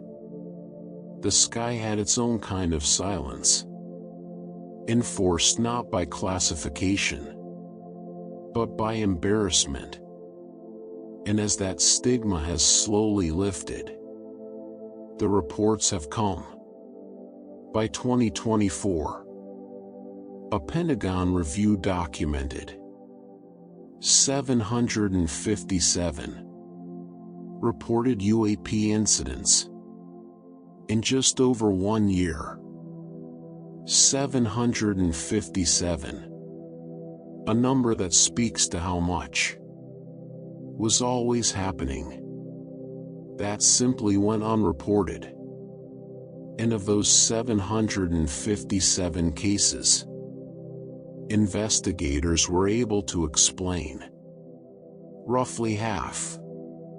Balloons, birds, drones, conventional aircraft, seen at unusual angles or in unusual conditions. Half resolved, which means roughly half were not. Hundreds of cases in a single year, examined by serious analysts with access to radar and infrared and satellite data and the full apparatus of the most advanced military intelligence ever assembled, and hundreds of them remaining in the quiet column marked unknown. There is something almost meditative about that number. Not frightening, not cause for alarm, simply a reminder of how much the sky still holds that we do not understand. We have sent probes to the edge of the solar system. We have mapped the surface of Mars. We have photographed galaxies 13 billion light years away. And yet, here, in our own airspace, close enough to see from a cockpit window, things are moving that we cannot name. That is not a failure. It is an invitation to keep looking, keep asking, keep building the instruments, and the honesty required to say clearly, we are not done understanding. Let that feel like possibility rather than unease, because that is what it is. The universe is larger, stranger, more surprising than our models suggest, and in the most unexpected places, at ordinary altitudes, above ordinary oceans. Something is reminding us of that. Quietly, persistently, without explanation. Rest now. Let your breath find its own slow rhythm. In and out. You have been listening to one of the great unresolved stories of the age we live in. And there is more to come. More to explore. More quiet wonder ahead. But for now, simply be here. In the dark. In the still. While somewhere above you, the sky continues, doing what it has always done, holding its secrets, gently, and waiting, patiently, for us to be ready, to understand. Sleep now, slowly, and peacefully. Here you are, again, in the quiet, in the dark, in the soft space between the world and sleep. Take a slow breath and let it go. Let the room settle around you. Let the sounds of the world, whatever they are, become background, become texture, become something your mind no longer needs to follow.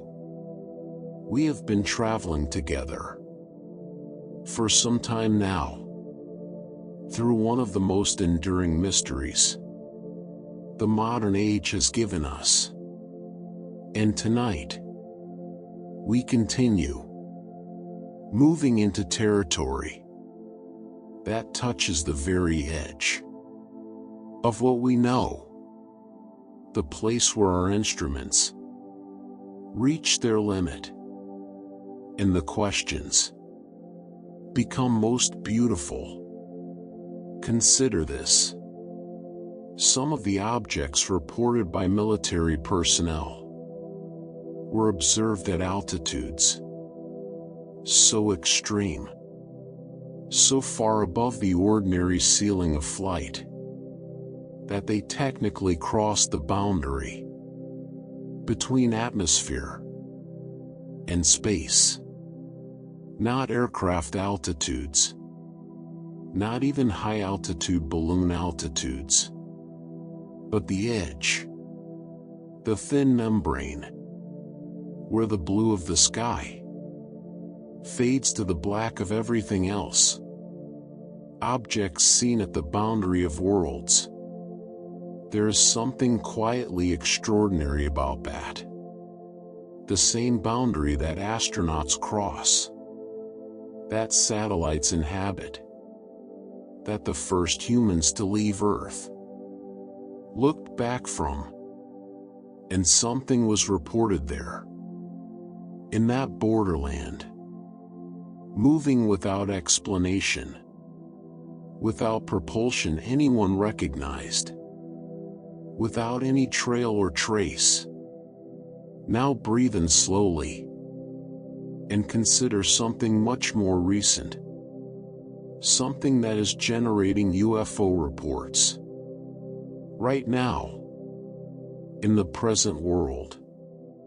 If you have ever stepped outside on a clear night and looked up and seen a long string of lights moving slowly and steadily across the sky in a neat, quiet procession, you may have wondered what you were seeing.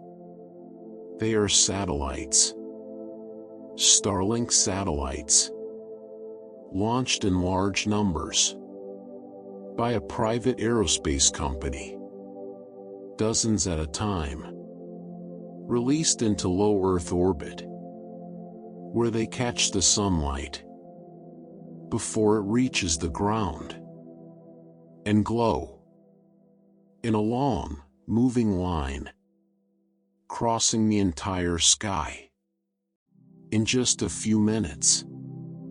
And all around the world, people who have never seen them before look up and reach for their phones and file reports, because a line of glowing objects moving silently across the night sky does not look like anything most people have ever seen before. There is something almost tender about that.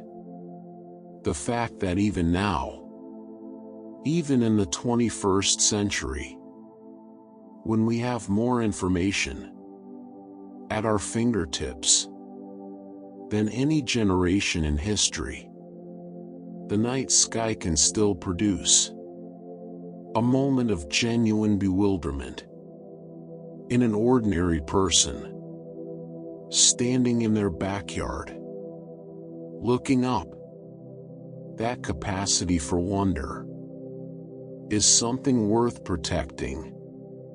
NASA, the organization that has sent human beings to the moon, that has landed rovers on Mars, that has photographed the birth of stars, conducted its own review of UAP reports. In 2023, a panel of scientists, some of the most respected researchers in their fields, gathered the available data and looked at it carefully and their conclusion was measured, honest, and important. They found no evidence of extraterrestrial origins behind the reported incidents.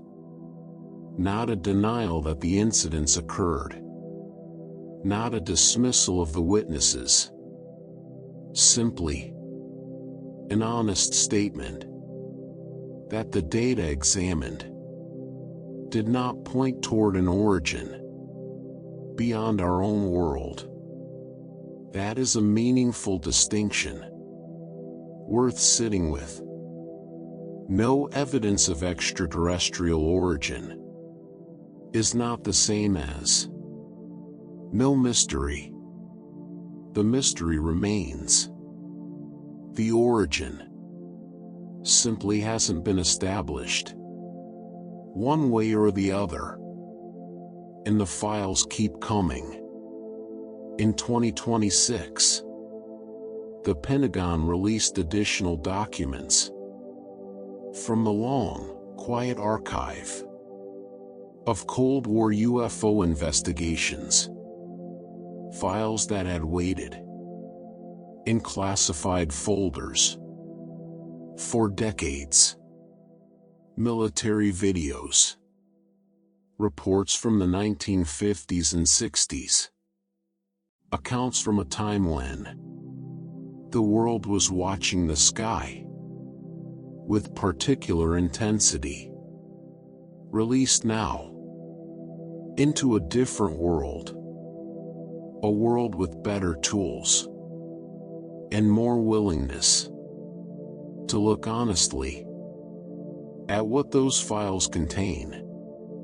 Each release is a small opening, a door pushed gently wider, letting a little more light into the long corridor of things we were not told. Breathe slowly. Feel the weight of yourself, heavy and warm, against whatever holds you. Even the astronauts, those rare human beings who have left the surface of this world and looked back at it from the dark, have had their unexplained moments. Reports from space missions, accounts from the moon program, descriptions of things seen through capsule windows that didn't quite fit. Many of these, when examined carefully, were linked to known effects. Ice crystals vending from the spacecraft, debris floating alongside the capsule, optical effects from the helmet visor.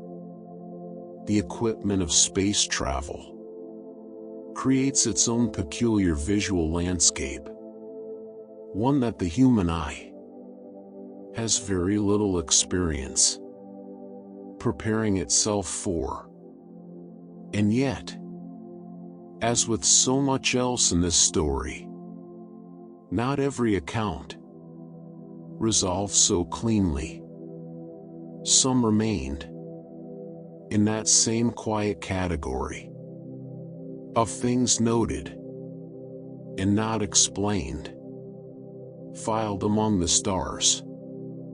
And here is something worth understanding about why so many cases, even now, with all our instruments, remain unresolved.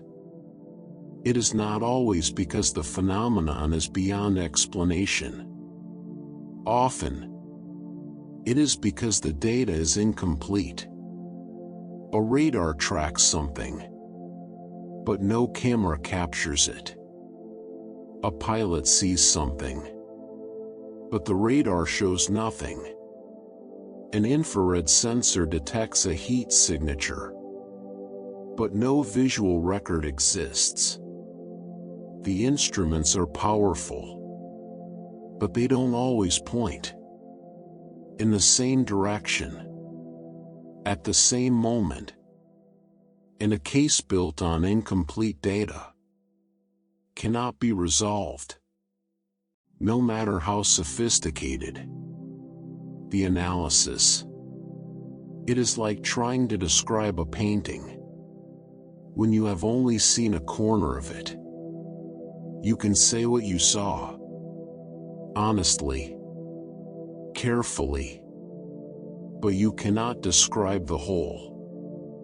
This is why investigators work so hard to build cases where multiple systems are observing simultaneously, where the radar and the infrared and the optical camera and the trained human witness are all looking at the same thing at the same time, because that is when the picture begins to have edges, begins to have definition, begins to be something that can actually be examined. And now, let us ask a question that sits at the heart of all of this. Why does the mystery never go away? After decades of investigation, after thousands of reports, after government programs and scientific panels and official acknowledgments, why are we still here? Still asking? Part of the answer is simply statistical. Researchers who study these cases carefully know that the vast majority of reports can be resolved. France has a government-funded organization called GAIPAN, which has been rigorously investigating UAP reports for decades, and their data shows that only a very small percentage of the cases they examine remain genuinely unexplained. After thorough analysis, a small percentage, but small, does not mean insignificant. When you are receiving thousands of reports, even a small percentage represents a meaningful number of cases that serious analysts with full access to the data cannot resolve. And those cases, the ones that remain after everything else has been explained, tend to share certain qualities. They are not single witness accounts. They involve multiple observers, sometimes many. They often have physical traces, radar returns, infrared signatures, ground disturbances, electromagnetic effects. They have weight. These remaining cases, a substance that the others, the resolved ones, simply don't have. And then there is the quality. That is perhaps the most difficult to explain away. Some of these cases appear to involve objects that respond, that react to being observed, to being pursued. Pilots who have attempted to intercept have described objects that accelerated away precisely as the jet approached, matched maneuvers, maintained distance, as if aware of what was following them. Radar operators have described returns that seem to respond to being locked onto a target that knows it has been acquired and moves accordingly. This is the quality. that researchers find most compelling and most difficult, because a balloon does not react to a jet. A weather phenomenon does not mirror a radar sweep. A misidentified aircraft does not maintain a precise distance from a pursuer. Reactive behavior implies awareness, and awareness implies something that our current categories do not easily contain. That is not a conclusion. It is an observation, held carefully, offered gently, the way all good observations are. What keeps the mystery alive is not the dramatic cases, not the famous ones, not the ones that made headlines. It is the small, stubborn remainder, the cases that survive every explanation, the witnesses who cannot be dismissed, the data that refuses to resolve. That quiet remainder, sitting at the end of every analysis, is what makes serious people keep returning to the question. And perhaps that is exactly as it should be, because the universe has never promised us that it would be fully understood. It has only promised to keep revealing itself slowly to those patient enough to keep watching. Let your eyes grow heavy now. Let the breath come and go without effort. You have been listening to the sound of human curiosity at its most honest. People looking up and not looking away, even when the answer doesn't come, even when the folder stays open and the column marked unknown keeps quietly growing.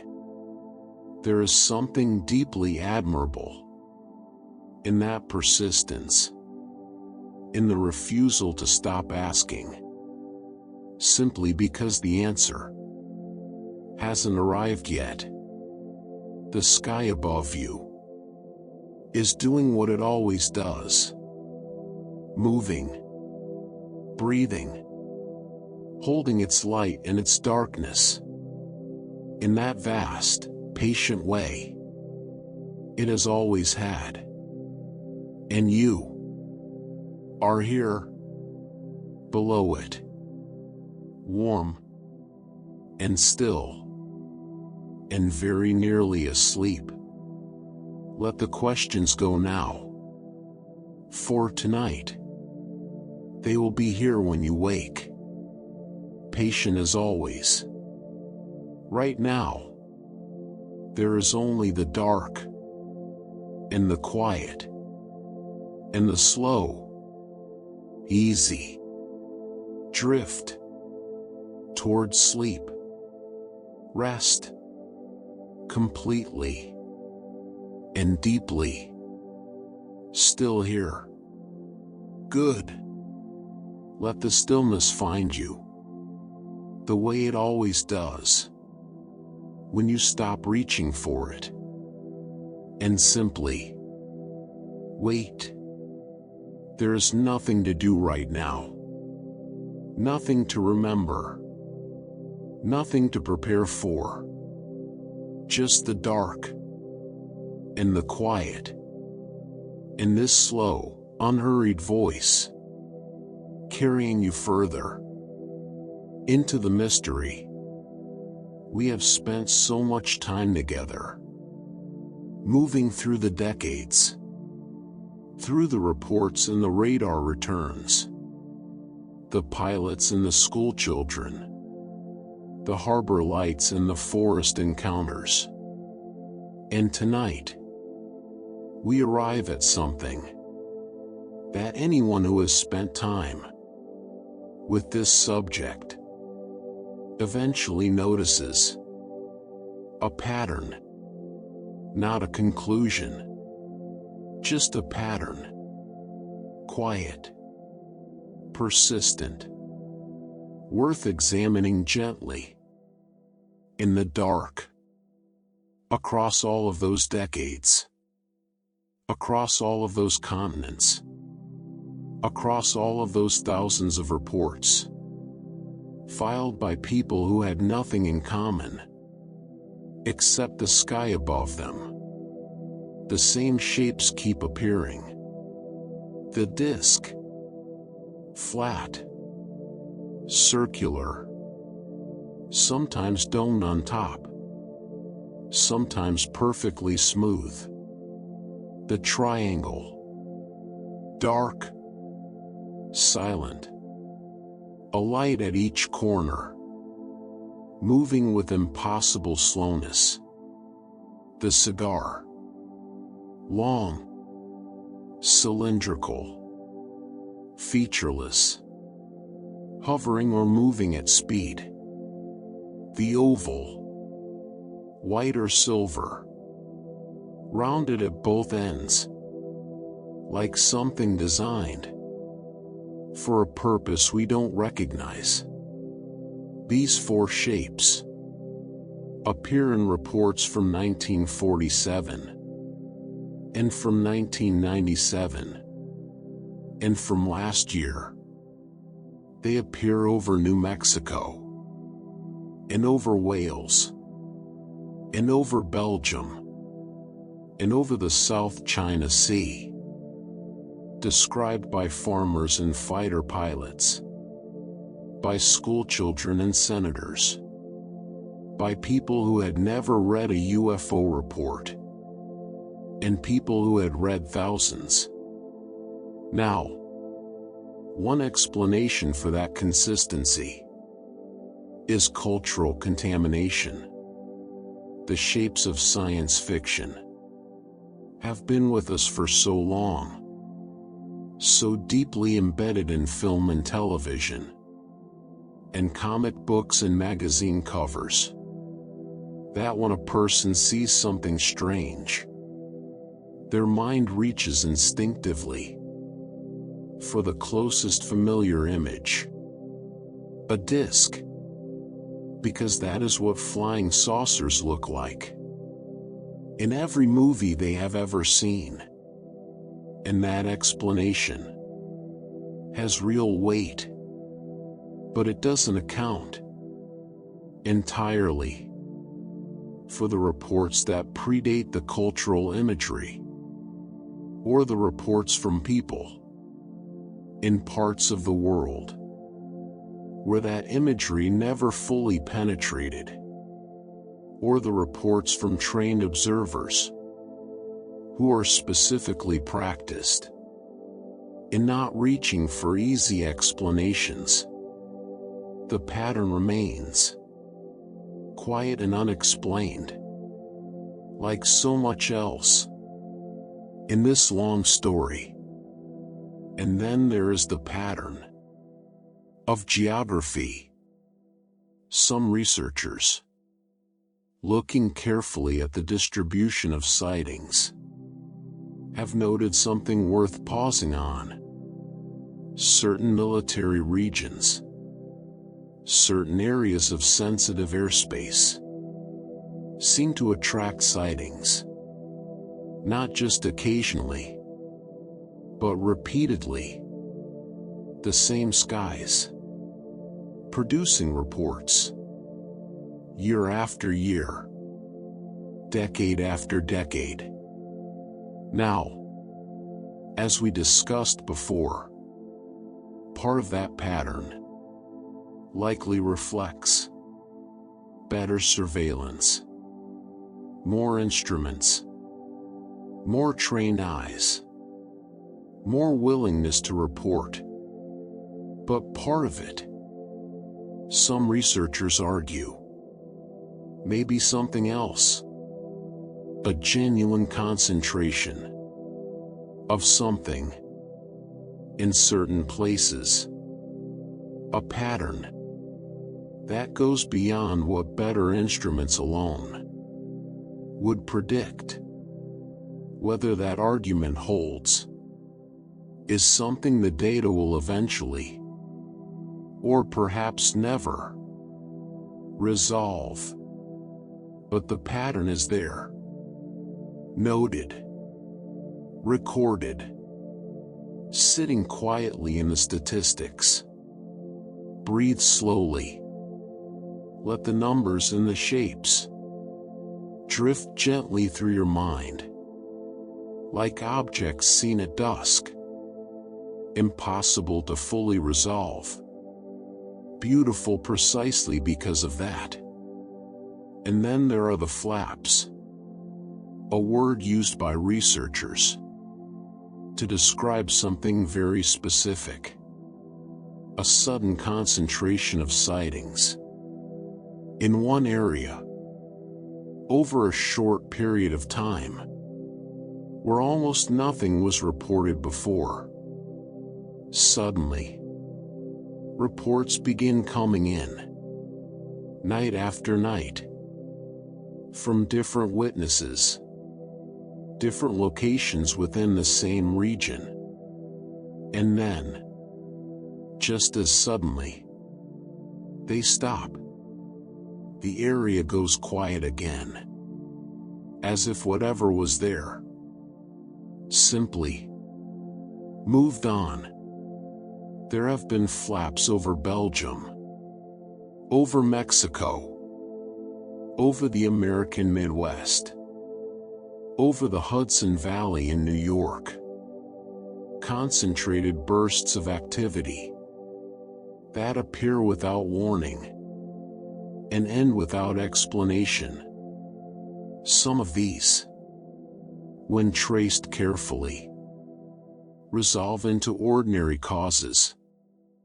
A new flight path opened nearby.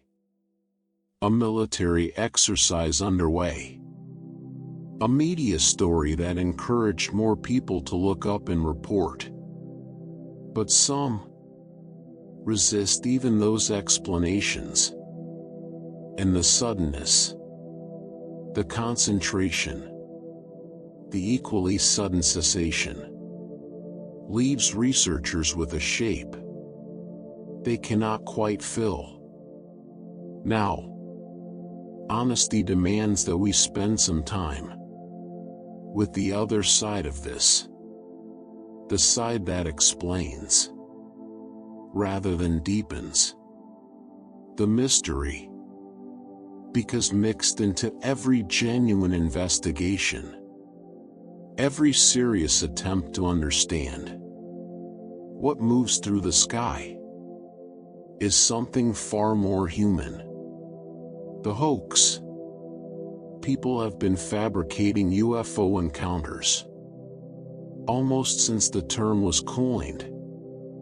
Some for attention, some for money, some out of a genuine desire to add their chapter to a story they found compelling. And in the modern era, new tools have made fabrication easier than ever before. Drone light shows, coordinated fleets of drones, programmed to move in formation, can produce sightings that are completely genuine, in the sense that people truly saw something, but entirely manufactured, in the sense that it was placed there deliberately to be seen. And then there are the secret things, because governments, particularly during the long decades of the Cold War, were building and flying things that the public was never told about. The U-2 spy plane, a reconnaissance aircraft, flying at altitudes far above what was publicly known, was responsible for a significant number of UFO reports in the 1950s and 60s. It flew so high and caught the sunlight at such unusual angles that from the ground it looked like nothing anyone had seen before. A silver shape, moving at impossible altitude, catching the last light of the sun, long after the ground below had gone dark.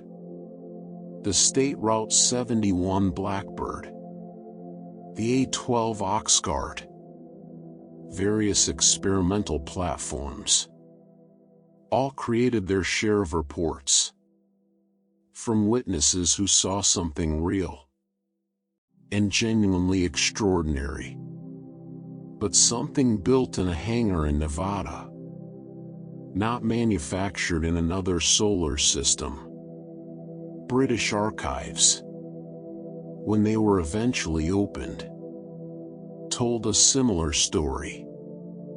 Cases that had persisted for years as genuine mysteries, resolved quietly into airships or satellites passing overhead, or the planet Venus doing what Venus always does, sitting brilliantly at the horizon, pretending to be something it isn't.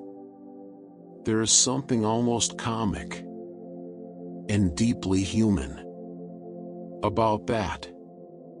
The way a planet, going about its ancient business, orbiting the sun, as it has for 4.5 billion years, can become, for one person, on one evening, the most mysterious thing they have ever seen. And in the modern era, military videos, released with great anticipation, have sometimes resolved into something equally ordinary. A video that seemed to show a craft of extraordinary capability, later analyzed by careful researchers as a drone, a blob of light, performing impossible maneuvers, revealed under close examination to be a flare or a reflection caught by an infrared camera at a particular angle. This is not a criticism of the people who filmed these things, or of the people who watched them and wondered.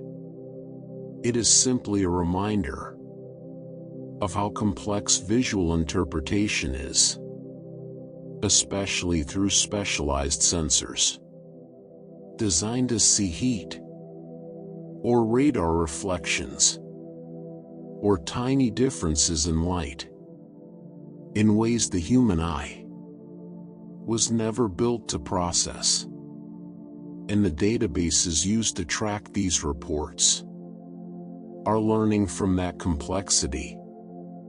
Modern systems increasingly include filters designed to catch what are called false positives. New technology creates new categories of confusion. A drone fleet that didn't exist in 1960 generates a whole new class of mysterious lights. For a modern witness, a particular kind of sensor artifact, produced by a camera technology that was invented last decade, creates shapes on a screen that look extraordinary, but are simply the instrument talking to itself. And the better the databases become at filtering these things out, the cleaner the remaining data, the more meaningful the unexplained cases that survive the filtering become. Breathe in and out And then there is the radar. For decades, radar was considered one of the most reliable ways to confirm a UFO report. If a witness saw something, and the radar saw it too, that carried enormous weight. But radar, like every instrument, has its limitations. Thermal inversions, those layers of warm air above cool air that we have mentioned before, can bend radar signals in ways that create phantom returns, ghost contacts, appearing on a screen, moving in ways no aircraft moves, because they are not aircraft. They are echoes, reflections of the signal, bouncing off layers of atmosphere, and returning from unexpected directions. Sensor errors, equipment malfunctions, software artifacts, all capable of producing a contact on a radar screen that has no physical correlate in the air above. Many cases that rested heavily on radar confirmation have been revisited in recent years and found to have roots in these kinds of atmospheric and technical effects. This is important, not because it diminishes the mystery, but because it clarifies it. Every explanation that is found, every false positive that is identified, every hoax that is exposed, every secret aircraft that is named, makes the remaining cases, the ones that survive all of that, more significant, not less. Think of it as a process of refinement, the mystery being slowly, carefully, patiently filtered, the noise being separated from the signal, until what remains is as clean as it can be. And what remains, after all of that filtering, is what deserves our most careful attention. The same shapes, appearing across decades, the same regions, generating repeated reports, the same small stubborn remainder, surviving every explanation. These are the things worth sitting with, worth holding gently, in the dark, without rushing toward an answer. Because the answer, if it comes, will come slowly, through careful work, through better instruments, through more honest reporting, through the patient accumulation of clean data, from which the noise has been carefully removed. And until then, we can simply appreciate the process, the long, slow work of human beings trying to understand what moves through their sky, with honesty, with rigor, with the quiet courage to say, "We don't know yet," and keep looking anyway. Let that patience carry you now into your own deep quiet. Let the breath come and go without effort. Let the shapes drift, disc and triangle, cigar and oval, moving slowly through the dark of your closing mind, beautiful and unresolved and completely at peace. Rest now. The sky is still up there, patient as always, full of things we are still learning to see. And you are here, warm and still, and drifting deeper into sleep. Here we are, at the end of a long journey. You have traveled so far tonight, through decades, through continents, through the accounts of hundreds of people who looked up and saw something they could not name. And now, we arrive at the final chapter of this long, quiet, beautiful exploration. Let yourself settle completely. Whatever is left of the day, let it go now. This is the last stretch of a long and gentle road, and we will walk it slowly, the way it deserves to be walked. One of the quieter aspects of UFO history that doesn't always get the attention it deserves is how the mythology grows. How a story, any story, becomes larger than itself.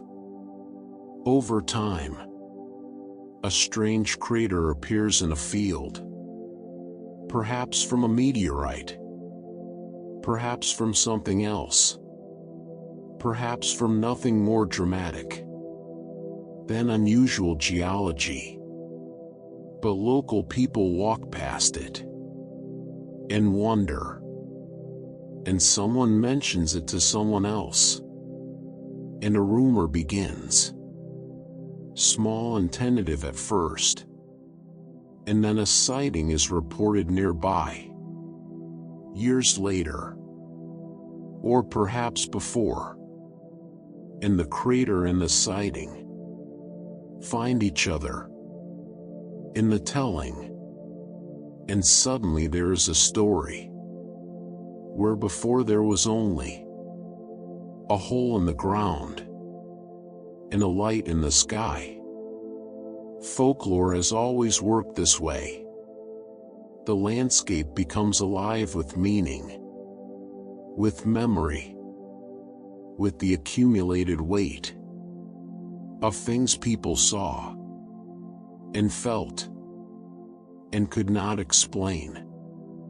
And those things attach themselves to places, to landmarks, to the geography of a community's imagination.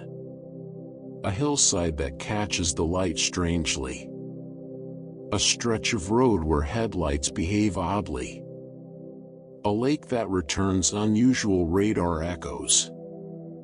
These places become, over generations, part of something larger than any single sighting. They become the kind of places people point to and say, strange things happen there. And strange things may indeed have happened there once, or not at all. But the story survives, because stories, especially quiet, mysterious ones, have a life of their own.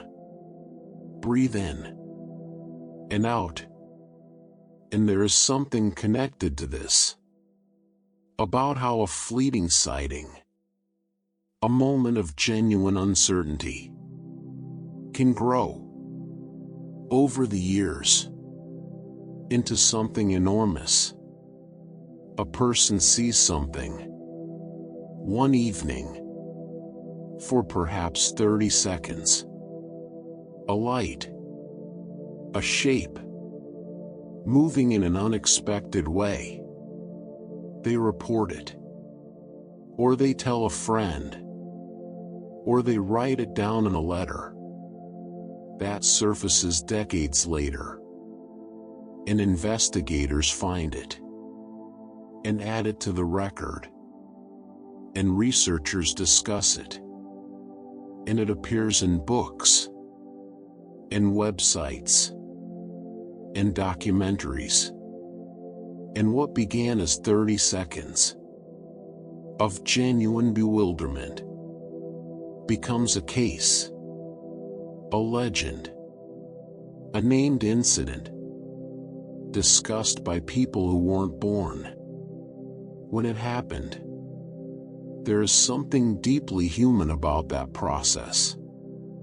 We take our moments of mystery and we preserve them. We hand them forward through time because we sense, somehow, that they matter, even when we can't say why. And what is it that witnesses remember most when they describe these encounters? Not always the shape, or the size, or the color. Often, it is the silence. The silence. Something that large, moving that fast, and making no sound at all. We live in a world of noise. Everything that moves makes sound.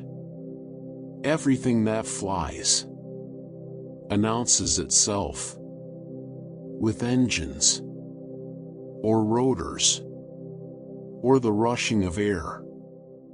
And so when something large moves silently through the sky, it crosses a boundary that the mind recognizes immediately as wrong, not frightening exactly, but deeply, quietly unsettling.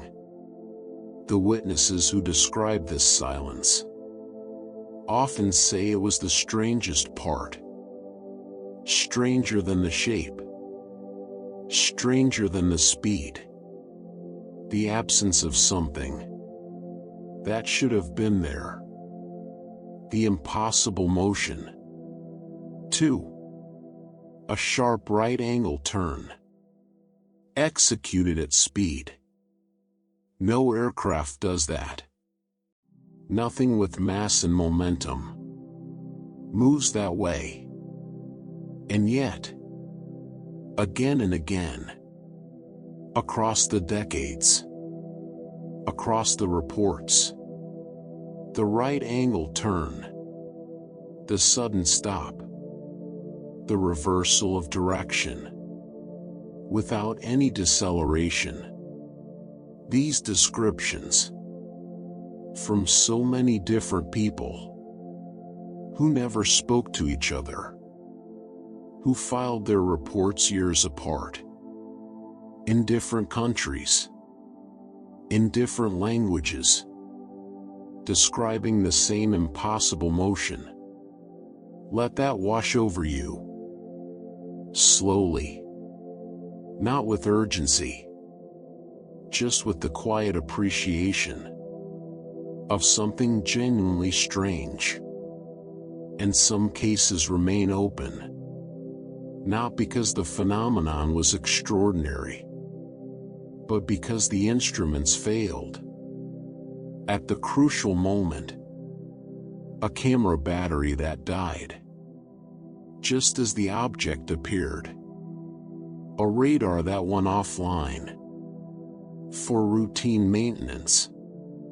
On the very night, something was tracked by visual observers, an object that was present for 40 seconds, and then simply ceased to be there. Before any recording could begin. The universe does not wait. for our instruments to be ready. And so investigators are left with fragments. A radar track that ends abruptly. A photograph taken slightly too late. A recording that captures the aftermath, but not the event. Evidence that partially fits. Evidence that points in a direction, without arriving anywhere. Investigators describe this feeling more often than you might expect. The sense of holding pieces of something larger that never quite assemble into a complete picture. A witness account that matches the radar, but not the photograph. A photograph that matches the ground trace, but not the witness account.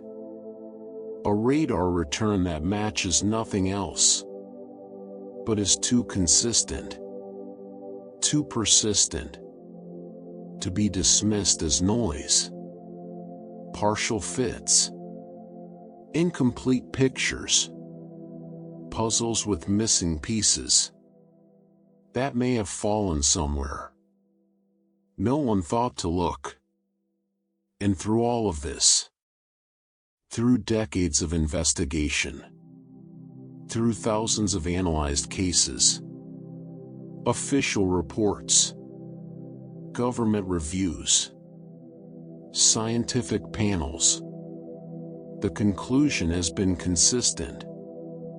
There is no proof of extraterrestrial visitation.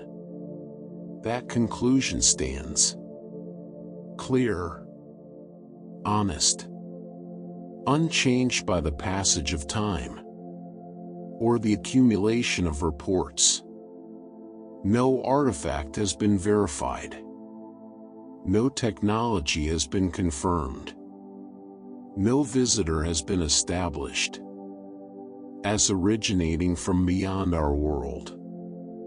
And yet, in almost the same breath, those same officials, those same reports, those same scientific panels add something equally consistent. Some incidents genuinely resist explanation. Both things are true simultaneously. No proof of extraterrestrial origin. And some things we cannot explain. These two statements, sitting side by side, without contradiction, without resolution, define the space in which this mystery lives. And perhaps that space is exactly where it belongs. Because every time a case is solved, something wonderful happens. We understand the world a little better. We know a little more about atmospheric optics, or sensor limitations, or the extraordinary capabilities of secret military aircraft. And every time a case resists solution, something equally wonderful happens. The question stays open. The invitation remains. Come and look. Come and think. Come and bring your best instruments and your most honest reasoning, and see if you can find what we have not yet found. Every solved case leaves a few unsolved ones behind, like shadows that lengthen. As the sun moves, the light explains some things, and in doing so, creates new darkness at the edges. And so the mystery survives, not through stubbornness, not through evasion, but simply because the universe is always slightly larger than our understanding of it.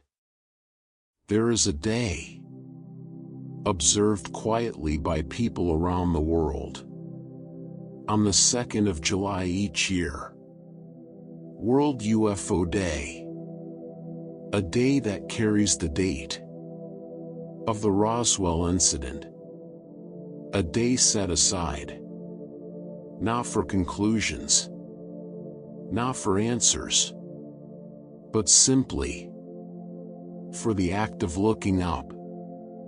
People gather on hillsides, and in backyards, and on rooftops, and in open fields, and they look at the sky together, not necessarily expecting to see anything, just looking, acknowledging the question, honoring the long human tradition of standing beneath the vast dark and wondering, what else is out there?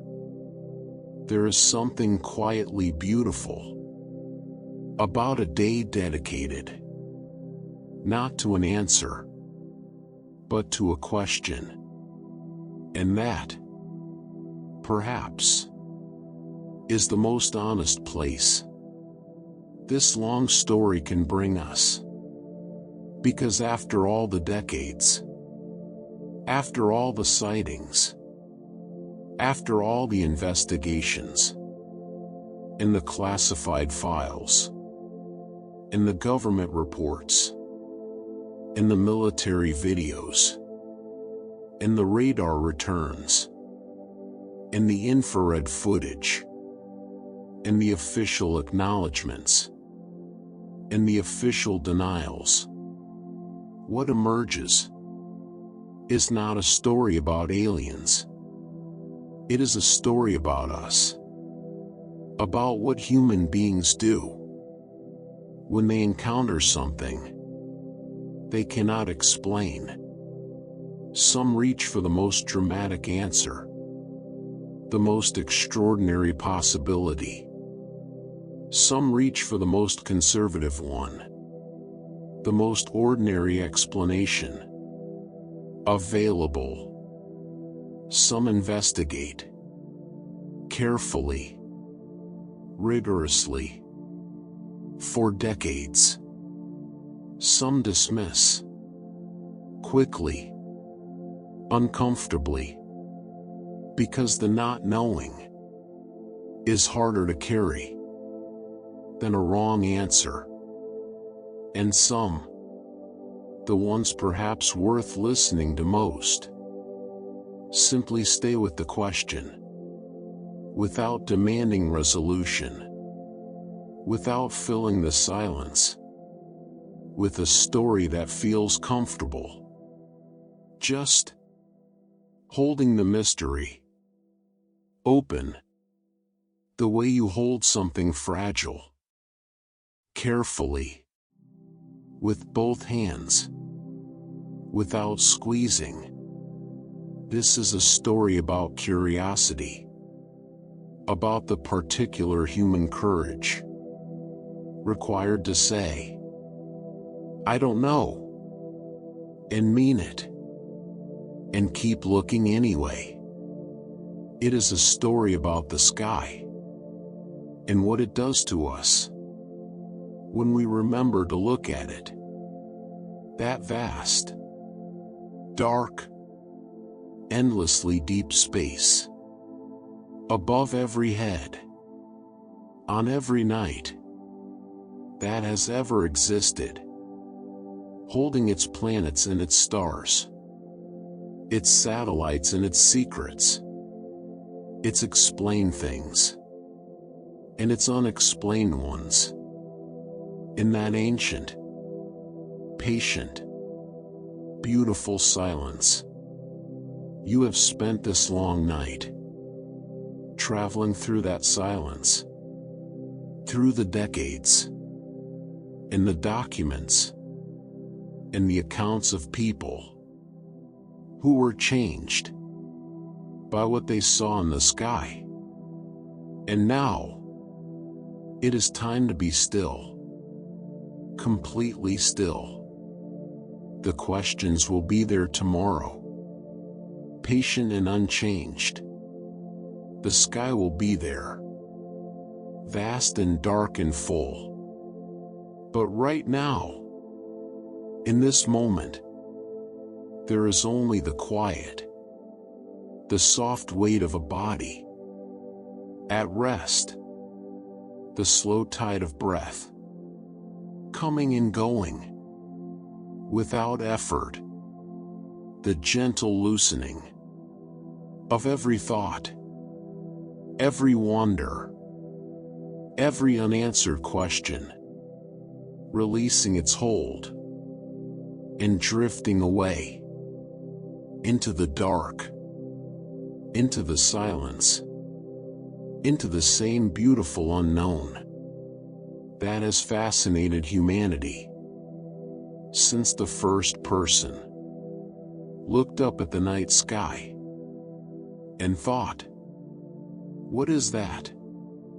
Sleep now, deeply, peacefully, and completely. The mystery and the sky and all the quiet questions will be waiting for you when you wake. But for now, there is only rest. Good night.